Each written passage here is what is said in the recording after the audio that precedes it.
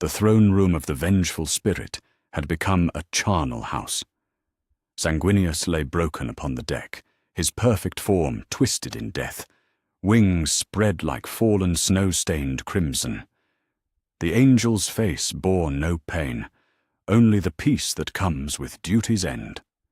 His sacrifice had bought precious moments, but even the greatest of the emperor's sons had proven insufficient against the monster his brother had become. Horus stood over the corpse, breathing heavily through his Terminator armor's Vox grill. The blessing of the four Chaos gods flowed through him like molten metal in his veins, each heartbeat a thunderclap of dark power. His eyes blazed with unholy light as he sensed another presence entering the vast chamber. The air grew thick with anticipation, as if the very walls of reality held their breath. The Emperor of mankind strode through the wreckage, golden light radiating from his towering form. Where Sanguinius had been beauty and nobility incarnate, the master of mankind was authority given flesh, 10,000 years of human dreams and aspirations burning within a frame that commanded stars. His sword gleamed with inner fire, each step shaking the deck plates with the weight of absolute will. "My son," the Emperor spoke, his voice carrying the depth of oceans and the authority of gravity itself. Yet beneath that cosmic resonance lay something else. Pain, regret, and love that had endured even this ultimate betrayal. "It is not too late. Cast aside these chains. Come home." Horus laughed, a sound like breaking glass mixed with the roar of dying suns. The corruption of chaos had carved his face into something magnificent and terrible, bearing the marks of powers that predated human civilization. His claws dripped with Sanguinius's golden blood as he raised them in mockery of benediction. "Home?" The word tasted like ashes in his mouth. "There is no home in your sterile vision, father. Only compliance. Only silence." The Emperor's face hardened, though his eyes never lost their desperate hope. "Then you leave me no choice." They moved with a speed that mortal eyes could not follow. The Emperor's blade swept toward Horus's throat, wreathed in psychic fire that could unmake demons with its touch. But Horus was no longer merely a Primarch enhanced by chaos. He was their chosen instrument, empowered by Khorne's fury, Tzientch's cunning, Nurgle's endurance, and Slaaneish's perfection. He caught the blade between his claws, the metal screaming as it bit into ceramite and blessed flesh. For long moments they strained against each other, father and son locked in a contest that would determine the fate of humanity. The Emperor's power blazed ever brighter, his psychic might pressing against the barriers that the Chaos gods had woven around their champion. Horus felt those protections beginning to fray, the familiar sensation of his father's love cutting through layers of corruption like a sword through silk. And in that moment of weakness, the Emperor hesitated. Beneath the twisted features and the brands of damnation, he saw the face of the son he had once loved above all others. The child who had conquered worlds in his name. The general who had stood at his side when the galaxy was young. The hope that humanity might transcend its limitations and claim the stars as its birthright. That hesitation was all the Chaos gods needed. Power flooded through Horus like a tide of molten brass and screaming souls. His claws, empowered by forces beyond mortal comprehension, punched through the Emperor's armor as if it were paper. Golden light spilled from the wound like liquid sunlight, each drop a dying star falling into darkness. The master of mankind's sword clattered to the deck as divine strength fled from hands that had once held the fate of worlds. The Emperor looked down at the wound in his chest, watching his life pour out in streams of radiance. His face showed no surprise, only profound sadness as he met his son's gaze one final time. You do not understand what you have done," he whispered, his voice growing fainter with each word. "The things I fought to keep at bay, the truths I sheltered you from, they will claim you now, my son. They will claim everything." Horus felt the words like hammer blows, each syllable driving deeper into whatever remained of his soul. The Chaos gods roared their triumph within his mind, their laughter drowning out his father's dying whisper. Yet he could not look away from those dimming eyes, could not escape the weight of love that persisted even in death's shadow. "I am sorry," Horus found himself saying, the words torn from some deep place that the corruption had not yet touched. "I am so sorry, Father." The Emperor's lips moved one last time, forming words that only Horus could hear. "The Emperor protects." Then the light went out forever, and the galaxy's greatest hope died upon the deck of a traitor's flagship. Horus stood alone in the sudden silence, the corpse of his father at his feet, and the weight of infinite futures crushing down upon his shoulders. He could feel the Chaos gods stirring within his mind, their attention, like burning brands, pressed against his consciousness. They had won. Humanity's greatest guardian was dead, and the path to Terra lay open before them. But as Horus knelt beside his father's body, reaching out with trembling fingers to close those eternal eyes, he understood with crystalline clarity what the Emperor had tried to warn him about. He was no longer the master of his own fate. The gods who had promised him everything had already begun to claim their prize, and he could feel his own will slipping away like sand through desperate fingers. The War Master of Chaos rose to his feet, his face a mask of divine authority, hiding the screaming child within. Outside the throne room, his fleet waited for orders. On Terra below, the siege continued. Across the galaxy, worlds burned and heroes fell. And in the depths of the warp, ancient powers that had waited since the birth of consciousness stirred with malevolent purpose. Horus had achieved everything he had ever wanted. The tyrant was dead. The Imperium lay broken. The galaxy would be remade in the image of chaos, free from the Emperor's sterile order. Yet as he walked away from his father's corpse, leaving golden blood to congeal upon the deck, Horus understood that his victory was the cruelest defeat of all. He had won everything and lost himself completely.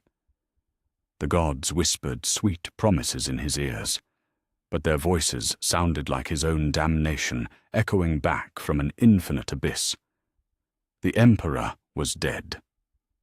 Long live the Emperor, and may the gods have mercy on the souls of all who lived to see what would rise from the ashes of that hope.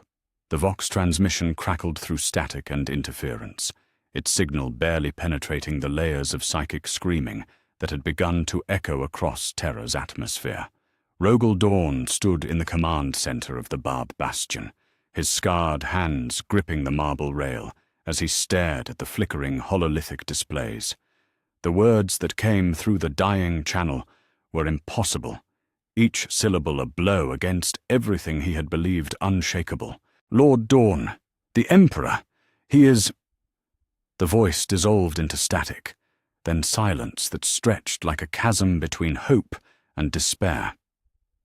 The Primarch of the Imperial Fists remained motionless for a long moment, his face carved from stone that had witnessed too much war.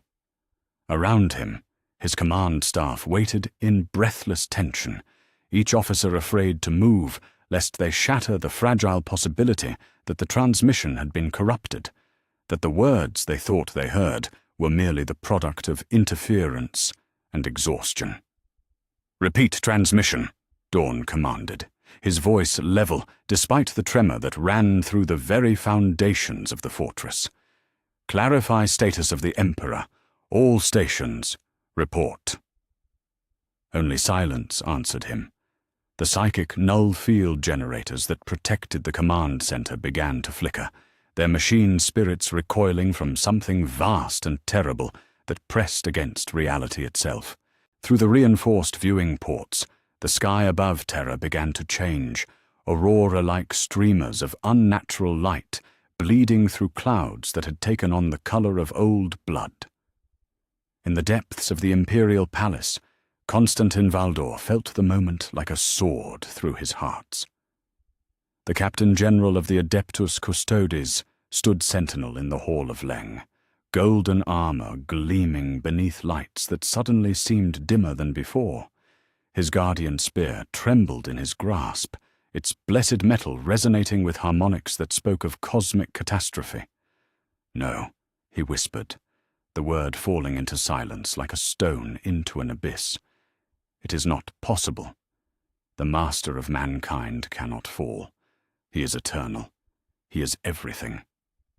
Yet even as he spoke the words of denial, Valdor could feel the truth burning through his enhanced consciousness. Like acid through armor, the psychic presence that had guided the custodians for millennia, the beacon that had drawn them from across the galaxy to serve as the Emperor's chosen guardians, flickered and went dark. For the first time in 10,000 years of service, Constantin Valdor was truly alone. The psychic shockwave struck Terra's surface like a tsunami of impossible grief. In the hive cities and manufactorums, every psyker from the mightiest sanctioned psyker to the weakest latent telepath felt the Emperor's death as a physical blow. Some screamed, others wept blood. Many simply collapsed, their minds unable to process the magnitude of what they had witnessed through the veil of the warp. In the Scholastica Sicana, the great halls where humanity's psychic potential was trained and tested, chaos erupted as students and instructors alike were overwhelmed by visions of golden light dying in darkness. The carefully maintained wards that protected the facility began to crack, hairline fractures spreading through barriers that had taken centuries to perfect. Astropath Geron Uriak had served the throne for 40 years, his eyes burned out in service to the Emperor's will. Now he knelt in his sanctum, tears of blood streaming down his ruined face as he felt the light of the Astronomicon gutter like a candle in a hurricane. The great psychic beacon that guided Imperial ships across the galaxy shuddered, its radiance wavering as the mind that had sustained it for 10 millennia was finally extinguished. "The light," he sobbed, his voice breaking with despair that transcended mortal understanding. "The Emperor's light is gone. We are lost in darkness eternal." On the walls of the inner palace, Captain Hager of the Imperial Fists watched in horror as the chaos forces below suddenly surged forward with renewed fury. Where moments before the traitors had fought with the determination of mortals seeking victory, now they moved with the frenzied energy of those who scented the ultimate prize within their grasp. Demon engines that had struggled against the blessed defenses of Terra now roared with unholy vigor, their machine spirits drunk on the psychic feedback of the Emperor's death. The first breach came at Gate Sanctus, where word-bearers, dark apostles, led chanting hordes against walls that had stood inviolate since the palace's construction. The ancient stones, blessed by the Emperor's own touch and warded with prayers older than the Imperium itself, began to crack. Not from physical assault, but from the simple absence of the divine will that had once made them unbreachable. In the Tower of Hegemon, Malcador the Sigillite felt his ancient bones turn to dust and ice as the impossible truth crashed over him like a tide of endings. The last Lord of Terra, the Emperor's oldest companion and most trusted advisor, stood alone in his sanctum as 10,000 years of carefully laid plans crumbled into ash around him. His wrinkled hands shook as he reached for the emergency protocols, the contingencies that had been prepared for every conceivable disaster, save this one. How could they have planned for the death of hope itself? How could mortal minds comprehend a galaxy without the master of mankind to guide and protect it? He promised, Malcador whispered to the empty chamber, his voice barely audible above the rumble of distant explosions. He promised he would endure. He promised he would see humanity ascendant among the stars. Yet even as despair threatened to overwhelm the ancient Psyker, duty burned within him like an ember refusing to be extinguished. The Imperium was dying, but it was not yet dead. The Emperor's children still fought on 1,000 fronts. The Primarchs who remained loyal would need guidance in the dark hours to come. The barriers between reality and the warp, held stable for so long by the Emperor's immense will, began to fray like fabric pulled too tight. In the lower levels of the palace, where ancient laboratories and forgotten chambers stretched deep into Terra's crust, the first demons began to manifest. Not as invaders forcing their way through weakened barriers, but as native inhabitants of a reality that had suddenly become hospitable to their kind. Custodian Guard Captain Akthari led his squad through the Sanctum Imperialis, their guardian spears ready to face any threat to the Emperor's sacred precincts. But how could even the Custodes defend against an enemy that materialized from the very air itself? The first demon they encountered was a creature of living shadow and screaming light, its form shifting between states of matter as it fed on the psychic resonance of the Emperor's death. "Form defensive positions," Akthari commanded, though he knew with cold certainty that their ancient strategies were meaningless now. The rules of warfare, the laws of physics themselves, were being rewritten by forces that cared nothing for human understanding.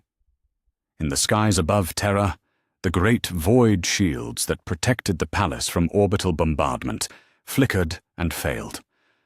Not from external assault, but from the simple impossibility of maintaining such complex systems when the mind that had designed and empowered them no longer existed to guide their function. Traitor warships, previously held at bay by defensive grids that had seemed impenetrable, suddenly found clear firing solutions to targets that had been protected for months. The first orbital strike hit the Sanctum Sanctorum, reducing a prayer hall larger than a city to radioactive glass in moments.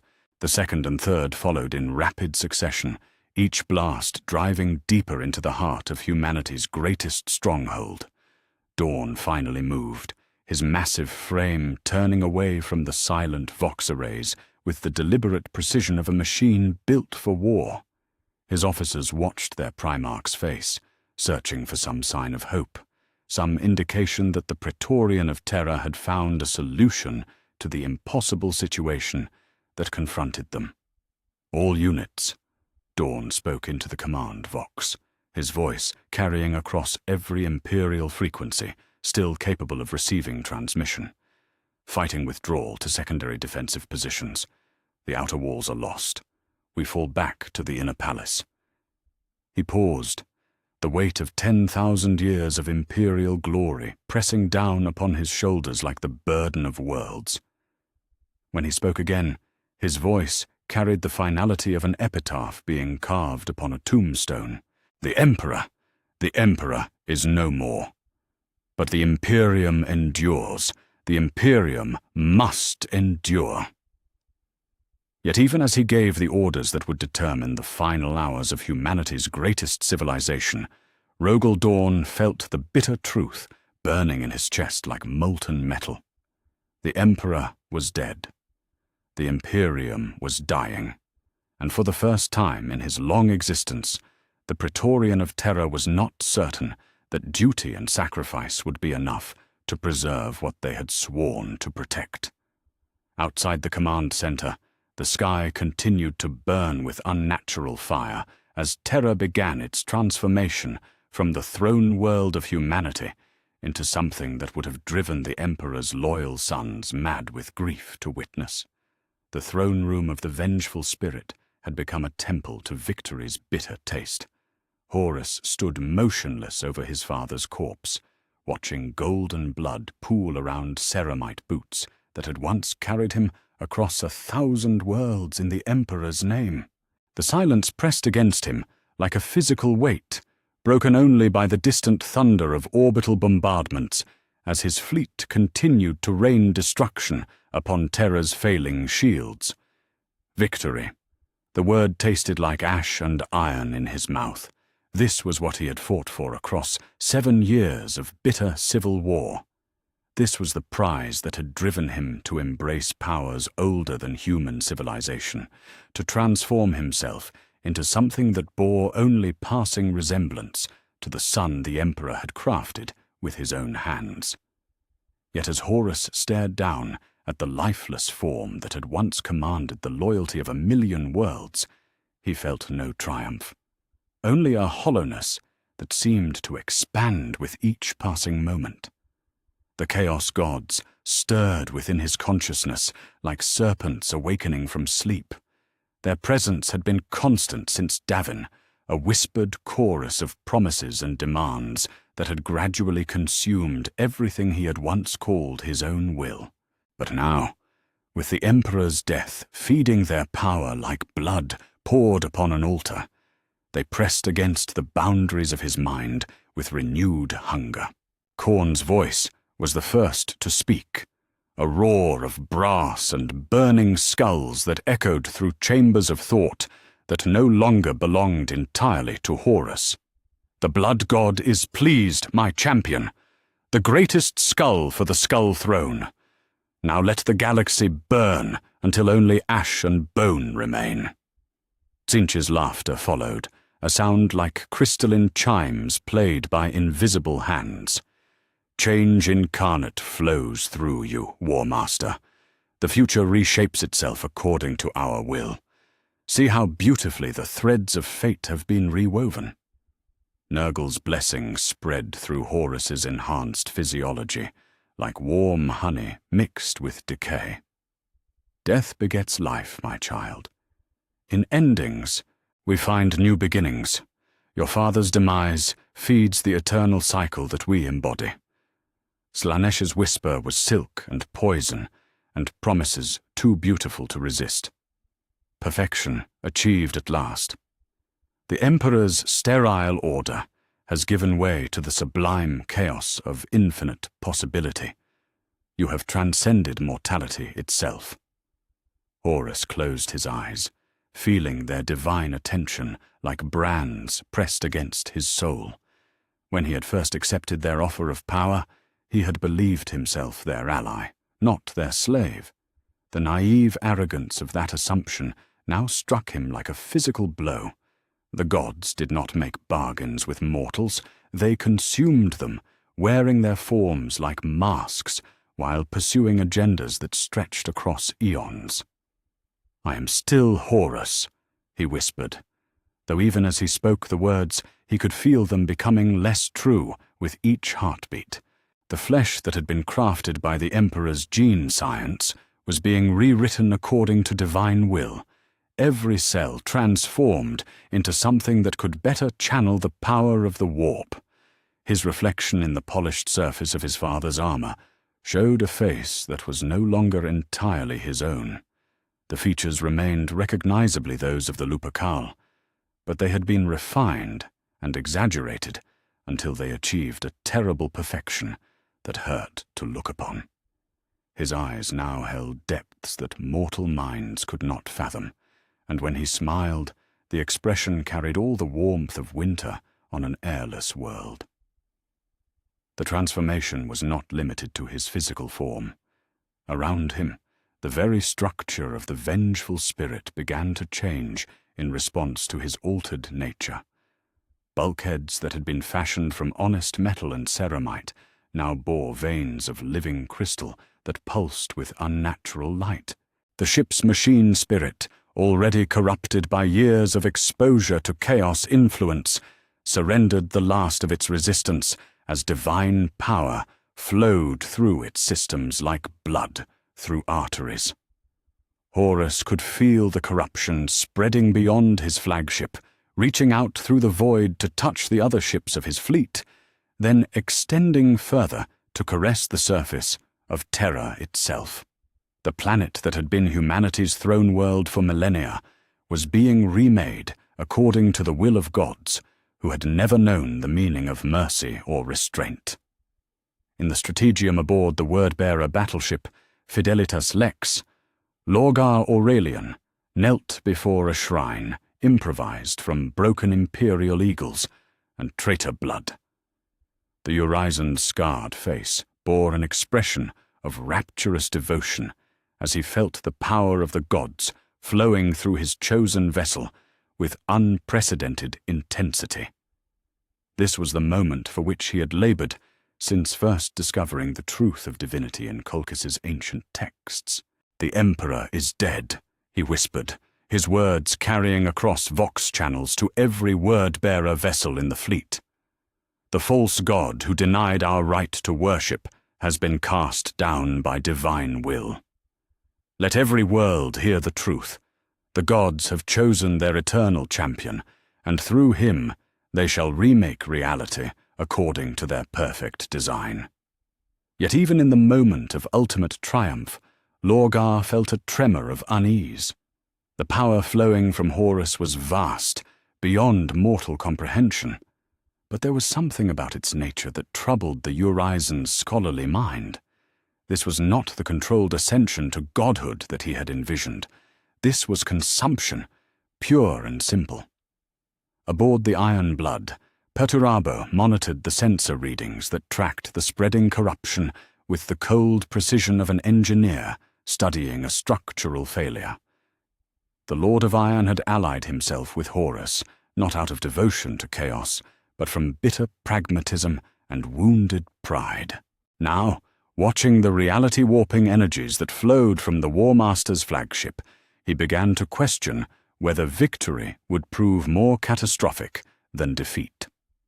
"My lord," Captain Kroger approached the Primarch's command throne with visible reluctance.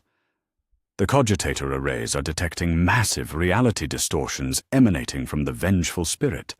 The machine spirits are screaming." Perturabo's expression remained impassive, but his hands clenched into fists that could have crushed ceramite. "Maintain position, continue bombardment of the palace defenses, and prepare contingency protocols for immediate withdrawal if circumstances require." The doubt that gnawed at the Iron Warrior's Primarch was shared by others among the traitor legions. They had followed Horus because they believed in his vision of a galaxy freed from the Emperor's tyranny. But what they witnessed now was not liberation. It was the birth of a new form of oppression that made their father's authoritarianism seem gentle by comparison. On Terra's surface, the first manifestations of divine will began to reshape the very landscape of humanity's birth world. In the ruins of the Hegemon Gate, where imperial fists had died by the thousands to hold back the traitor advance, flowers of living brass began to bloom from soil watered with loyal blood. Each petal was etched with Kornati runes that whispered of endless war and eternal slaughter. The spires of the imperial palace, raised in homage to human achievement and imperial glory, started to twist and bend as if viewed through a lens of impossibility. Architecture that had stood for millennia now flowed like liquid stone, reforming itself according to the whims of Tzeentch's ever-changing desires. Where once golden eagles had perched as symbols of unity and purpose, now crystalline eyes opened to gaze upon realities that existed in 17 different dimensions simultaneously. In the depths of the palace, where the Emperor's laboratories had once pushed the boundaries of human knowledge, Nurgle's gifts took root with obscene enthusiasm. Machinery designed to unlock the secrets of the universe became host to new forms of life that existed in perfect harmony with death and decay. The sterile halls where the Primarchs had been created echoed with the sound of impossible births as reality itself learned to embrace corruption as a form of growth. Horus felt each transformation as if it were happening to his own body. The connection between his consciousness and the material world had become so intimate that the distinction between self and environment was beginning to dissolve. When Terra bled, he tasted copper and iron in his mouth. When the warp touched the planet's surface, his skin tingled with energies that existed beyond the spectrum of normal sensation. "This is not what I wanted," he spoke aloud, though he was no longer certain whether the voice was his own or merely another mask worn by the entities that shared his flesh. "I sought to free humanity from tyranny, not to deliver them into slavery." The god's laughter rang through his mind like the sound of breaking glass. Freedom had always been an illusion, a comforting lie that mortals told themselves to avoid confronting the fundamental truth of existence. All things served, whether they acknowledged their masters or not. The Emperor had ruled through the fiction of noble purpose and humanity's manifest destiny. The gods, at least, were honest about their appetite for worship and sacrifice. Horus walked to the great viewing port that dominated the far wall of the throne room, gazing down at the world that was rapidly ceasing to be the Terra he remembered. The planet's surface was visible now that the void shields had failed, a patchwork of fire and darkness marked by the spreading stains of corruption that flowed outward from each point where chaos forces had gained a foothold. "This is victory," he said, though the word felt foreign on a tongue that was no longer entirely his own. "This is what we have won." Below him, Terra burned. Above him, the gods whispered promises of forever. And in the space between heaven and hell that his existence had become, Horus Lupercal realized that he had traded his soul for a crown made of ashes and regret. The war was over. The real nightmare was just beginning. The astropathic chamber, beneath Macrage's fortress of Hera, had become a place of unspeakable anguish. Master Astropath Coriel writhed upon his sanctified throne, blood streaming from the empty sockets where his eyes had once been, as the psychic shockwave of the Emperor's death continued to reverberate through the warp like ripples from a stone cast into still water. His screams echoed through corridors that had known only dignity and order for centuries, each cry a note in a symphony of cosmic despair. Robert Guillemin stood in the chamber's antechamber, his massive frame rigid with the discipline that had made him master of 500 worlds. The Primarch of the Ultramarines wore his ceremonial armor, the eagle upon his breastplate gleaming in the one light that filtered through stained glass windows, depicting the Emperor's great victories. Yet for all his preparation and all his strategic brilliance, nothing in his experience had equipped him to comprehend the words that Coriel had gasped between his psychic convulsions. "The Emperor is dead. The light of Terra has been extinguished. The War Master claims the throne of bones." The words hung in the air like accusations, each syllable a weight that pressed against the foundations of everything Guilliman had built in the Emperor's name. Ultramar, the 500 worlds that had become a model for human civilization, suddenly seemed as fragile as parchment in a hurricane. Without the Emperor's guiding hand, without the certainty of ultimate victory over humanity's enemies, what meaning did any of their achievements possess? Captain Sicarius of the Second Company stood at attention beside his Primarch, his face a mask of controlled anguish that reflected the turmoil within every loyal son of the 13th Legion. "My lord," he ventured, his voice carefully modulated to avoid any suggestion of doubt. Perhaps the astropath was mistaken. Perhaps the message was corrupted by warp interference. Gilliman's gaze never wavered from the writhing figure upon the throne. "No, Agemon, the message is true. I can feel it in my bones, in the very marrow of my being. Our father is gone." The admission cost him more than any wound he had ever taken in battle.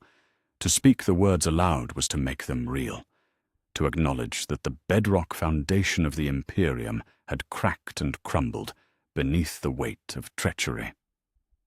Yet even as grief threatened to overwhelm his transhuman constitution, another emotion began to kindle within the depths of his strategic mind.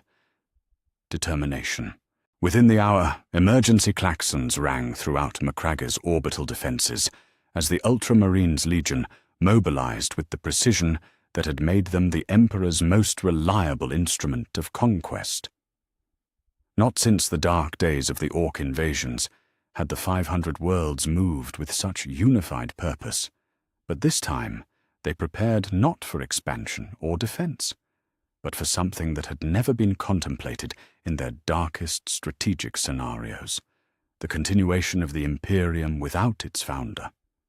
The Chamber of the Consuls, where the rulers of Ultramar's member worlds gathered to discuss matters of governance and war, filled with voices raised in desperate conference.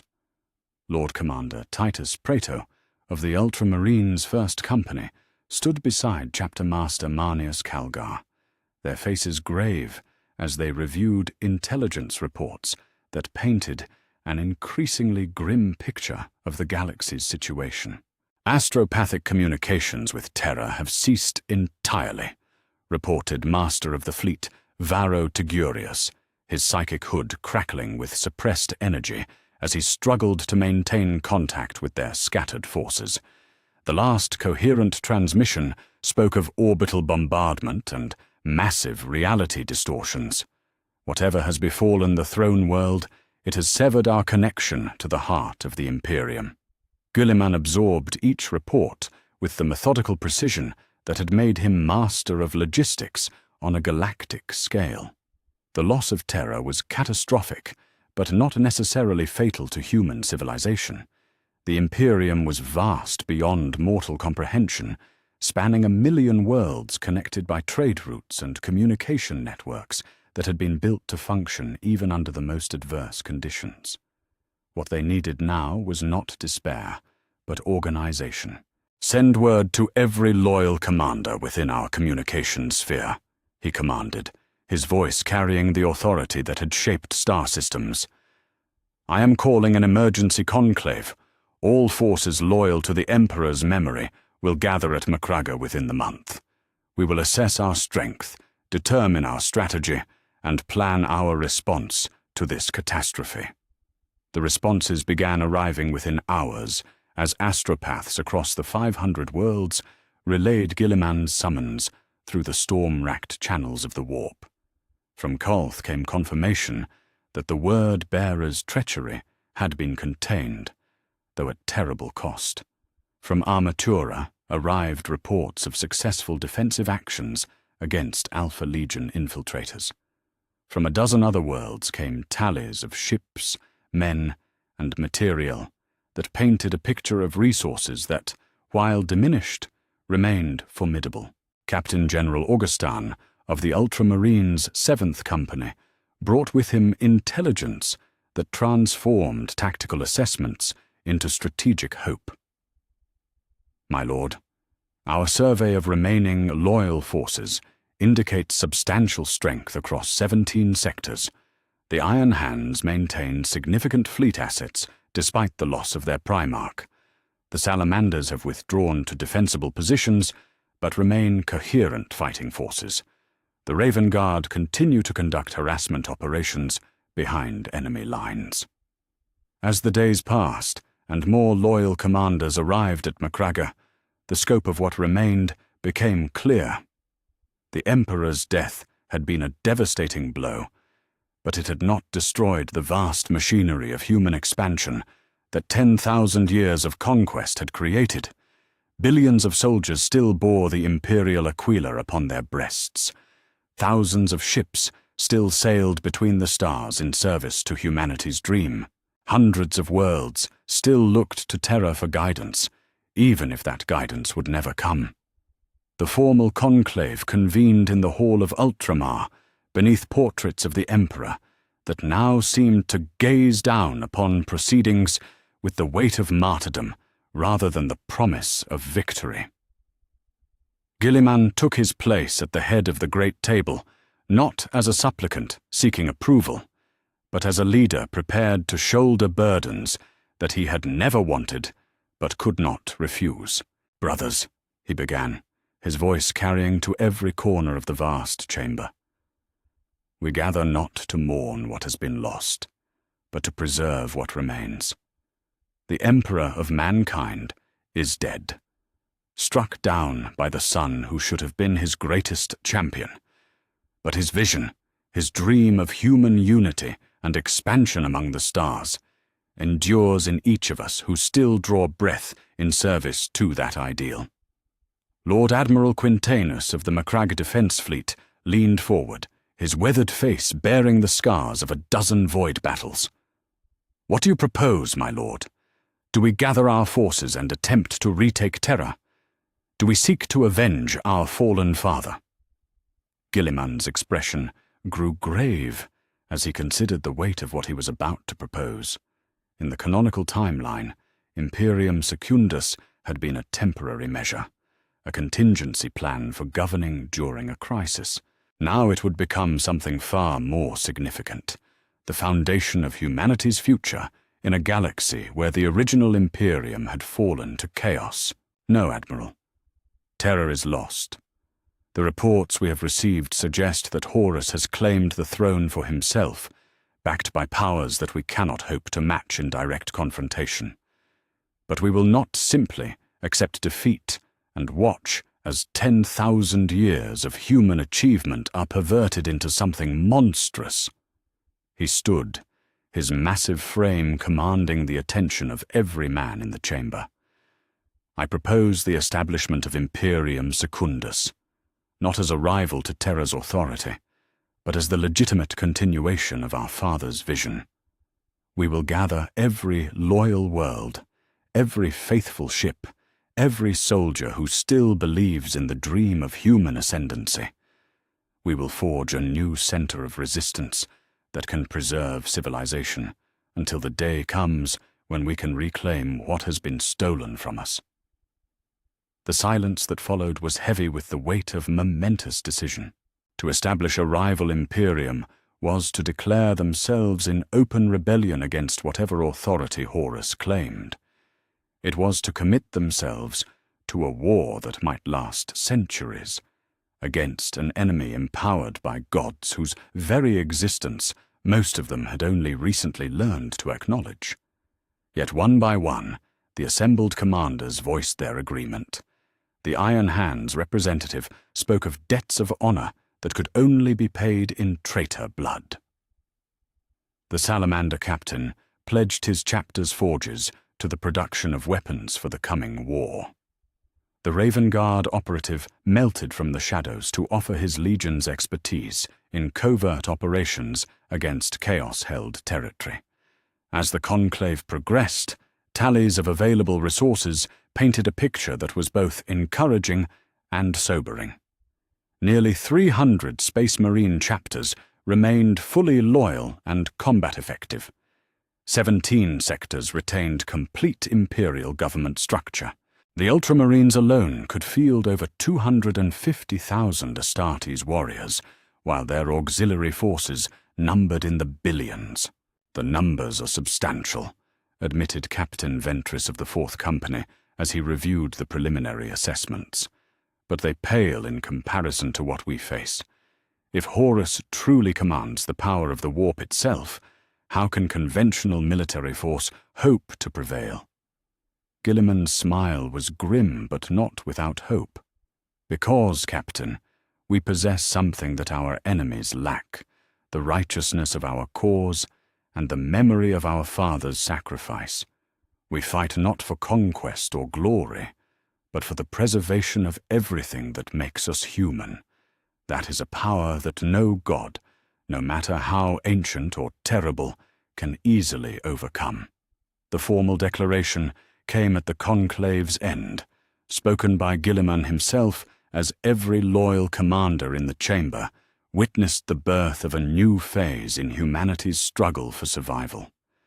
Let it be recorded that on this day, in this place, the true inheritors of the Emperor's will have gathered to preserve his vision against the darkness that has claimed Terra. We are no longer subjects of an empire ruled by traitors and demons. We are the Imperium Secundus, the Second Empire, the legitimate guardians of human civilization. As the assembled commanders took their oaths of loyalty to the new order, Guilliman felt the weight of leadership settling upon his shoulders like a cloak woven from duty and sacrifice. He had never wanted to rule in his father's place. He had been content to serve as the Imperium's greatest logistician and administrator, the steady hand that ensured supplies reached the front lines and conquered worlds were properly integrated into the growing human domain. Now he would become something he had never aspired to be, the emperor of a civilization under siege, the last hope of a species whose greatest champion lay dead in the hands of traitors. The irony was not lost upon him.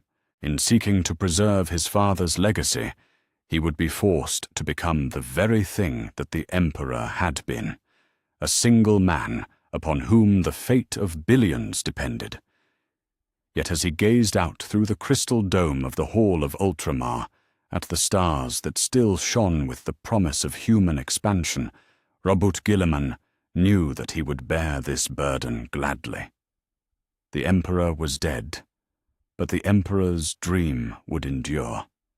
Whatever dark powers had claimed Terra, whatever horrors stalked the galaxy in the wake of Horus's victory, they would find that humanity's light had not been extinguished. It had simply found a new place to burn. The evacuation from Terra had become a monument to ordered retreat in the face of absolute catastrophe. Rogel Dawn stood upon the bridge of the battle barge Eternal Crusader, his yellow armor scarred by weeks of desperate fighting as he watched his father's throne world burn beneath the guns of traitor fleets. The Praetorian of Terra had held the walls longer than any sane strategist would have deemed possible, but even his legendary stubbornness could not deny the reality that pressed against his consciousness like a blade drawn across exposed nerve. Terra was lost. The Emperor was dead. And for the first time in his existence, Rogel Dawn was retreating not as part of a greater strategy, but as the sole means of preserving what little remained of his father's vision. "My lord," Captain Lysander approached with the measured gait of a warrior who had learned to contain his grief behind walls of duty. "The final evacuation transports have cleared Terra's gravity well. All surviving Imperial Fists companies are aboard fleet vessels and ready for departure." Dawn's gaze never wavered from the planet that had been humanity's heart for millennia, where once the Imperial Palace had stood as a beacon of hope, visible from orbit. Now twisted spires of impossible architecture reached toward the void, like claws seeking to tear holes in reality itself. The sight was a dagger, driven into the soul of every loyal son who witnessed it. "How many?" The question emerged from Dawn's lips like a prayer to saints who no longer answered. 43,000 battle brothers remain combat effective, my lord. Perhaps 20,000 more bear wounds that will see them invalided from active service. The mortal auxiliaries. Lysander's voice faltered for a moment. The mortal auxiliaries suffered 90% casualties during the final defense. The numbers struck Dawn like hammer blows against adamantium. His legion, once among the most numerous and prestigious of the Emperor's forces, had been bled white in service to a duty that had ultimately proven meaningless. Yet even as grief threatened to overwhelm his transhuman constitution, the part of his mind that was pure strategic calculation began to assess what those survivors represented. 43,000 Imperial fists, veterans of the siege, hardened by fire and loss into something harder than the walls they had once defended. Not the largest force in the galaxy, but perhaps the most determined. They would need that determination for what was to come. In the dark forests of Caliban, Lion L. Johnson received the news with the stoicism that had made him master of his world's greatest secrets. The Primarch of the Dark Angels stood in the ruins of the Order's ancient fortress monastery, his pale features betraying no emotion as Interrogator Chaplain Asmodai delivered the astropathic transmission that had taken 3 days to reach their hidden stronghold. The Emperor was dead. Horus had claimed Terra. The Imperium was shattered. The Lion absorbed the information with the methodical precision that had made him one of the Emperor's most effective generals, filing each detail away in the vast fortress of his mind. Yet beneath that controlled exterior, something darker stirred. The paranoia and suspicion that had always been his greatest weakness now seemed like prophetic wisdom. "Summon the inner circle," he commanded, his voice carrying the authority of one who had learned to rule from the shadows. "All senior commanders, all senior advisors, we convene within the hour." Asmodai hesitated, his scarred features betraying uncertainty. "My lord, what shall I tell them? What is our response to this catastrophe?" The Lion's smile was cold as the void between stars. "We do what we have always done, Asmodai. We survive. We endure. And we wait for our enemies to reveal themselves fully before we strike." As the Dark Angels prepared to vanish into the shadows that had always been their truest home, the Lion began to formulate plans that would take decades to unfold. If the galaxy was to be consumed by chaos and treachery, then the First Legion would become something beyond both, a hidden blade waiting for the perfect moment to strike at the heart of corruption. In the asteroid fields of the Kievar system, Corvus Corax led his Raven Guard through a dance of destruction that had become their signature across a dozen star systems. The Primarch of the 19th Legion moved through the wreckage of a Word-Bearer's supply convoy with the fluid grace of a born predator, his pale features illuminated by the flames of burning ships. The news of the Emperor's death had reached him 2 weeks ago, delivered by a dying astropath whose final message had been burned into Corax's memory like a brand upon his soul. Yet rather than flee or despair, the Lord of Deliverance had done what he did best.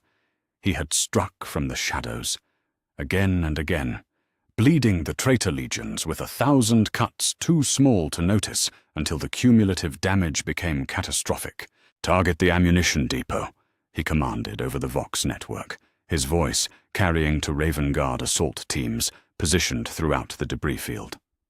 "Leave no supply cache intact. Every bolt shell we destroy is one less chance for them to kill loyal sons." Captain Aloni acknowledged the order with professional brevity, his strike team already moving toward their assigned target. The Raven Guard had become masters of this kind of warfare over the long years of the heresy. Swift, silent, devastating strikes that left the enemy wondering where the next blow would fall. Yet for all his tactical success, Corax could not escape the knowledge that he was fighting a delaying action against inevitable defeat. Every convoy he destroyed would be replaced by 10 more. Every traitor he killed would be matched by a dozen loyal dead. But still he fought, because the alternative was to surrender to despair. And despair was a luxury that the Emperor's sons could not afford. On the world of Nocturne, Vulcan walked alone through the fires of Mount Deathfire, his massive frame silhouetted against the volcanic glow that had witnessed the birth of his legion's greatest legends. The Primarch of the Salamanders had received the news of his father's death in the depths of the planet's most sacred forge, and the shock of it had driven him to seek solitude among the flames that had shaped him since childhood. The Emperor was dead. The light that had guided humanity through the darkness of old night had been extinguished, and with it, the hope that their species might transcend the brutality and ignorance that had defined its past. Vulcan knelt among the molten streams of lava that flowed like rivers through the mountain's heart, his enhanced physiology allowing him to survive temperatures that would reduce mortal men to ash in seconds. Here, in the place where he had first learned to shape metal into art and weapons into extensions of the smith's will, he sought answers to questions that had no easy solutions. How did one continue to fight for humanity when humanity's greatest champion lay dead?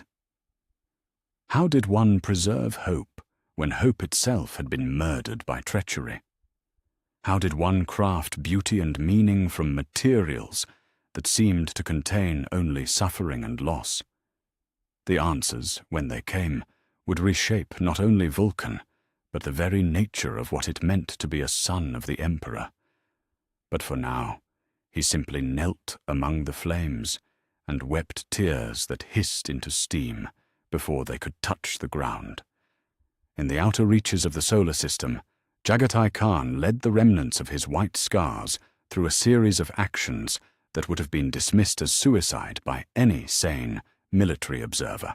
The Primarch of the 5th Legion rode his modified jet bike through the debris fields left by void battles, leading charges against Chaos cruisers that outnumbered his forces by margins that should have guaranteed their annihilation. Yet the Khan cared nothing for tactical wisdom or strategic sense. The Emperor was dead. The great Khan's father, the man who had given meaning and purpose to his existence, had been struck down by the son who should have been his greatest champion. In the face of such betrayal, such cosmic injustice, only one response seemed appropriate: speed, fury, the wild joy of riding toward death with enemy's blood upon your blade.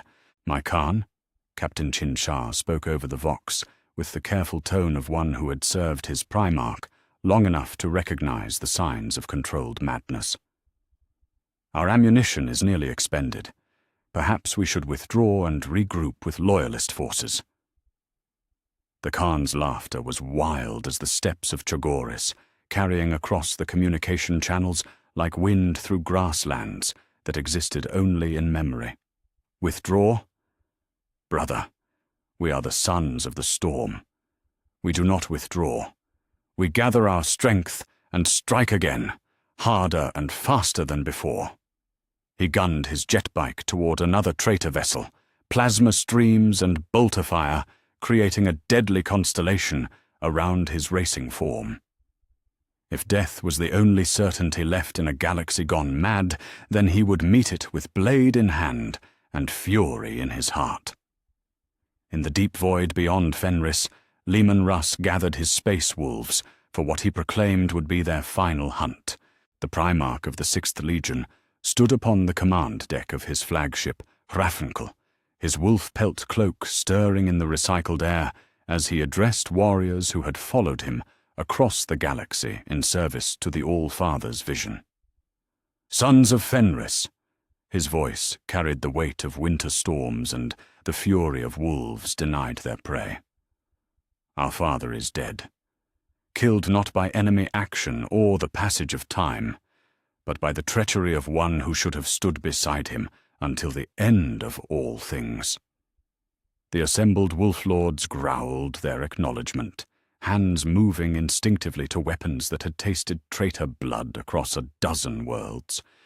These were men who understood vengeance as both duty and sacrament, who knew that some insults could only be answered with the complete destruction of those who had given offense. "I call for the Einherjar," Russ continued, his voice growing quieter but somehow more terrible. "The final hunt that will see us all dead, but our enemies scattered like leaves before the storm. We go to Terra. We fight until we can fight no more. and if we die in the attempt, we die as wolves should, with our teeth in the enemy's throat. The howl that arose from 1,000 throats was a sound to freeze the blood of gods and mortals alike. Yet beneath the fury and the thirst for vengeance, Russ felt the bitter knowledge that even the Space Wolves' legendary savagery would not be enough to reclaim what had been lost. They would die gloriously, but they would still die. Across the galaxy, the Emperor's loyal sons, scattered like seeds cast into barren ground. Some fled toward distant strongholds where they might preserve fragments of their father's vision. Others turned to the shadows, planning decades of careful vengeance against enemies too powerful to face directly. Still others embraced fury and despair, seeking death in battle rather than life without purpose.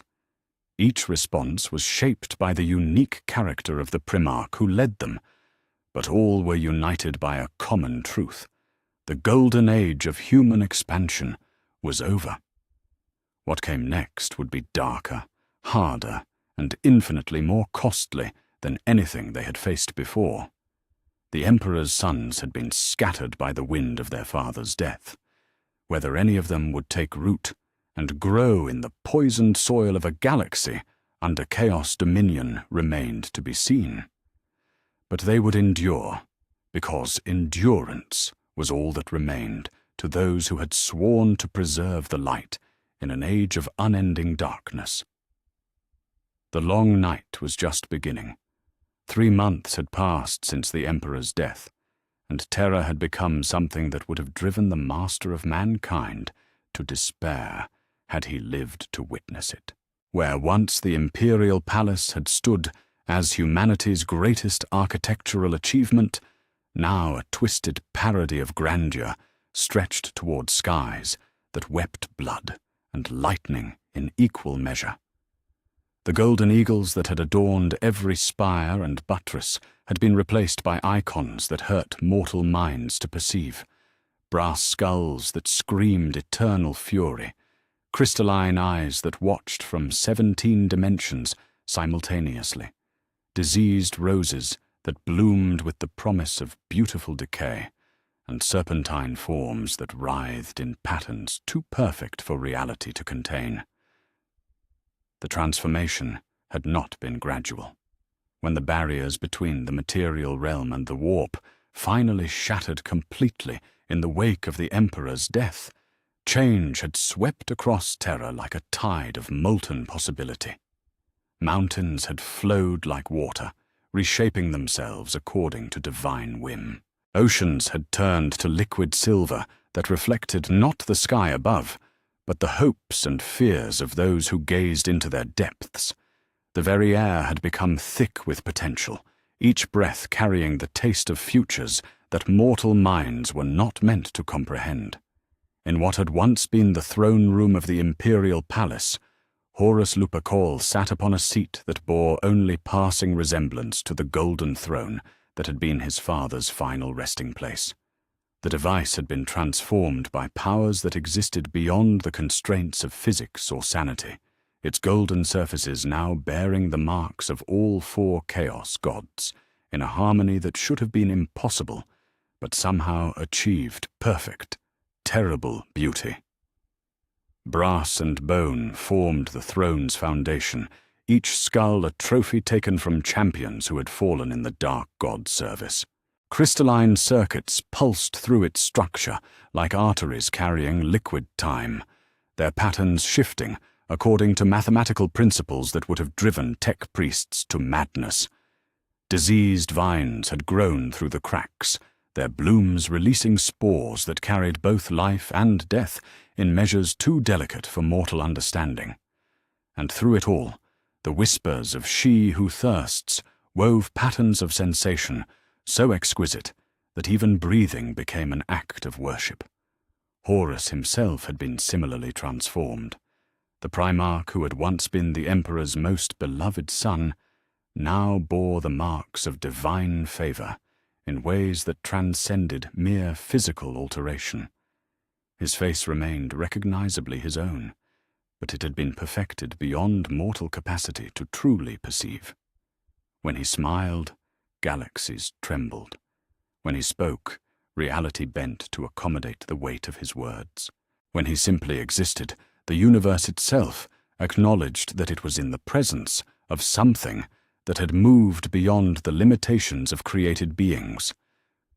"Bring forth the prisoners," he commanded, his voice carrying harmonics that resonated through dimensions where sound was color and emotion took solid form. The words were spoken in High Gothic, but they carried undertones of languages that had existed before the birth of stars and would endure beyond their final guttering. The great doors of the throne room, once crafted from blessed adamantium and inscribed with prayers to the Emperor, now opened to admit a procession that exemplified everything Terra had become. Demon engines walked beside corrupted space marines, their machine spirits singing hymns of praise to the machine god's dark reflection. Cultists bearing the marks of all four chaos powers chanted in harmonies that made the air itself weep with joy and terror. And bound in chains forged from crystallized despair, a group of captured loyalists was led forward to face judgment from the thing that had once been their brother. Captain Garrow of the Death Guard had remained loyal when his Primarch fell to Nurgle's embrace, and his reward had been 3 months of torment in the palace's converted dungeons. His power armor had been stripped away, replaced by robes that shifted color according to his emotional state, ensuring that every moment of fear, rage, and despair was displayed for his captor's amusement. Yet his eyes still burned with defiance as he was forced to kneel before the twisted throne. "Nathaniel Garrow." Horus spoke the name with something that might have been fondness if it had come from a creature still capable of genuine emotion. "You could have stood with us when Mortarion embraced his true nature. You could have shared in the gifts that the dark gods offer to those wise enough to accept them. Instead, you chose loyalty to a corpse and service to a lie." Garrow's response was delivered through gritted teeth, his enhanced physiology allowing him to speak, despite weeks of starvation and torture. "I serve the Emperor's vision, not his person. That vision does not die, simply because its creator has fallen." The laughter that emerged from Horus's throat was like the sound of crystal bells being shattered by hammer blows. Around the throne room, lesser demons materialized in response to their master's amusement, their forms shifting between states of matter as they fed on the psychic resonance of mortal suffering. "The Emperor's vision," Horus repeated, tasting each word as if it were a vintage wine whose flavor had turned to vinegar. A galaxy united under human rule, a species transcendent, the triumph of order over chaos. "Tell me, loyal captain, what do you see when you look around this chamber? Do you see order? Do you see the triumph of your father's dreams?" Garrow's gaze swept across the transformed throne room, taking in sights that no human mind had been designed to process. Where once Imperial custodians had stood guard in their golden armor, now greater demons posed in mockery of military discipline. Where once the great seal of the Imperium had been inlaid in precious metals, now a constantly shifting mandala of chaos symbols writhed in patterns that seemed to spell out the names of every human being who would ever live or die. "I see corruption," Garrow replied, his voice steady, despite the horror that pressed against his sanity from all sides. "I see the triumph of lies over truth, of slavery over freedom. You have not built something greater, Horus Lupercal. You have simply traded one master for 4. The blow that struck Garrow came not from physical force, but from pure psychic energy channeled through Horus's transformed will. The loyal captain's consciousness was torn from his body and flung through layers of reality that existed beyond the normal dimensions, each level revealing new vistas of impossibility and despair. He saw Terra as it truly was now, not a planet, but a wound in reality through which the warp bled into material space. He saw the corrupted remnants of humanity's birthworld's population, their bodies and souls reshaped according to the whims of gods who viewed mortal existence as raw material for artistic expression.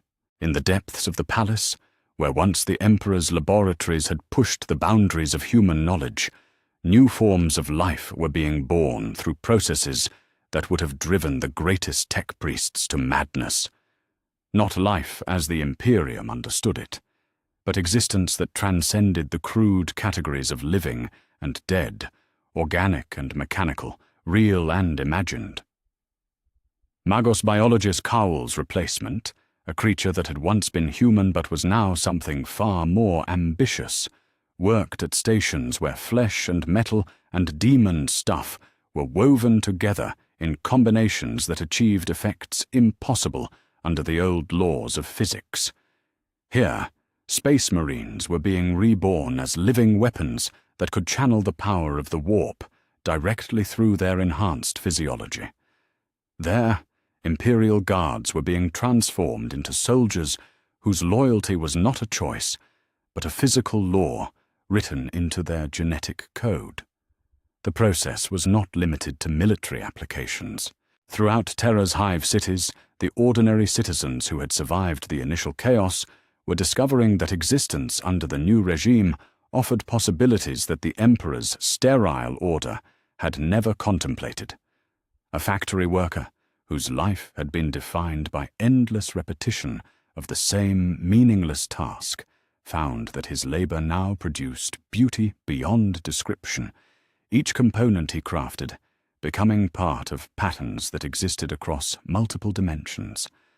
A clerk, whose days had been spent recording statistics, learned that numbers, when properly understood, were not mere abstractions, but living entities capable of reshaping reality through mathematical prayer. Yet these gifts came with prices that even the most desperate souls struggled to pay. The factory workers' beautiful creations were components for weapons designed to torture entire civilizations into madness. The clerk's mathematical prayers opened gateways that allowed entities from the deepest layers of the warp to walk freely among mortals. Every blessing contained within it the seeds of damnation. Every transcendence was purchased with the coin of innocence, lost forever. In the administrative sectors that had once coordinated the governance of 1,000,000 worlds, new hierarchies were being established according to principles that bore no resemblance to imperial bureaucracy. Word-bearers' dark apostles had replaced the high lords of Terra, their sermons reshaping policy through theological argument rather than political maneuvering. Iron warriors, warsmiths had taken control of the planet's infrastructure, rebuilding it according to designs that incorporated principles of siege warfare into civilian architecture. Emperors' children had claimed authority over cultural matters, ensuring that every work of art, every piece of music, every written word achieved levels of perfection that drove viewers and listeners to rapturous madness. The Night Lords, always the most pragmatic of the traitor legions, had been given responsibility for law enforcement in this new order. Their methods had evolved beyond mere intimidation to encompass psychological techniques that could reshape a criminal's personality at the neurological level. Crime rates had indeed fallen to unprecedented lows, but only because the very concept of criminal behavior had been redefined to exclude actions that served the greater glory of chaos. At the heart of this transformed society sat Horus upon his impossible throne, no longer truly ruling, but rather serving as a focal point through which the will of the dark gods could be channeled into material reality. The irony was not lost upon the fragments of his original personality that still flickered occasionally within the divine storm of his consciousness. He had sought to free humanity from the Emperor's tyranny, only to deliver them into a form of servitude that made his father's authoritarianism seem like the gentlest guidance.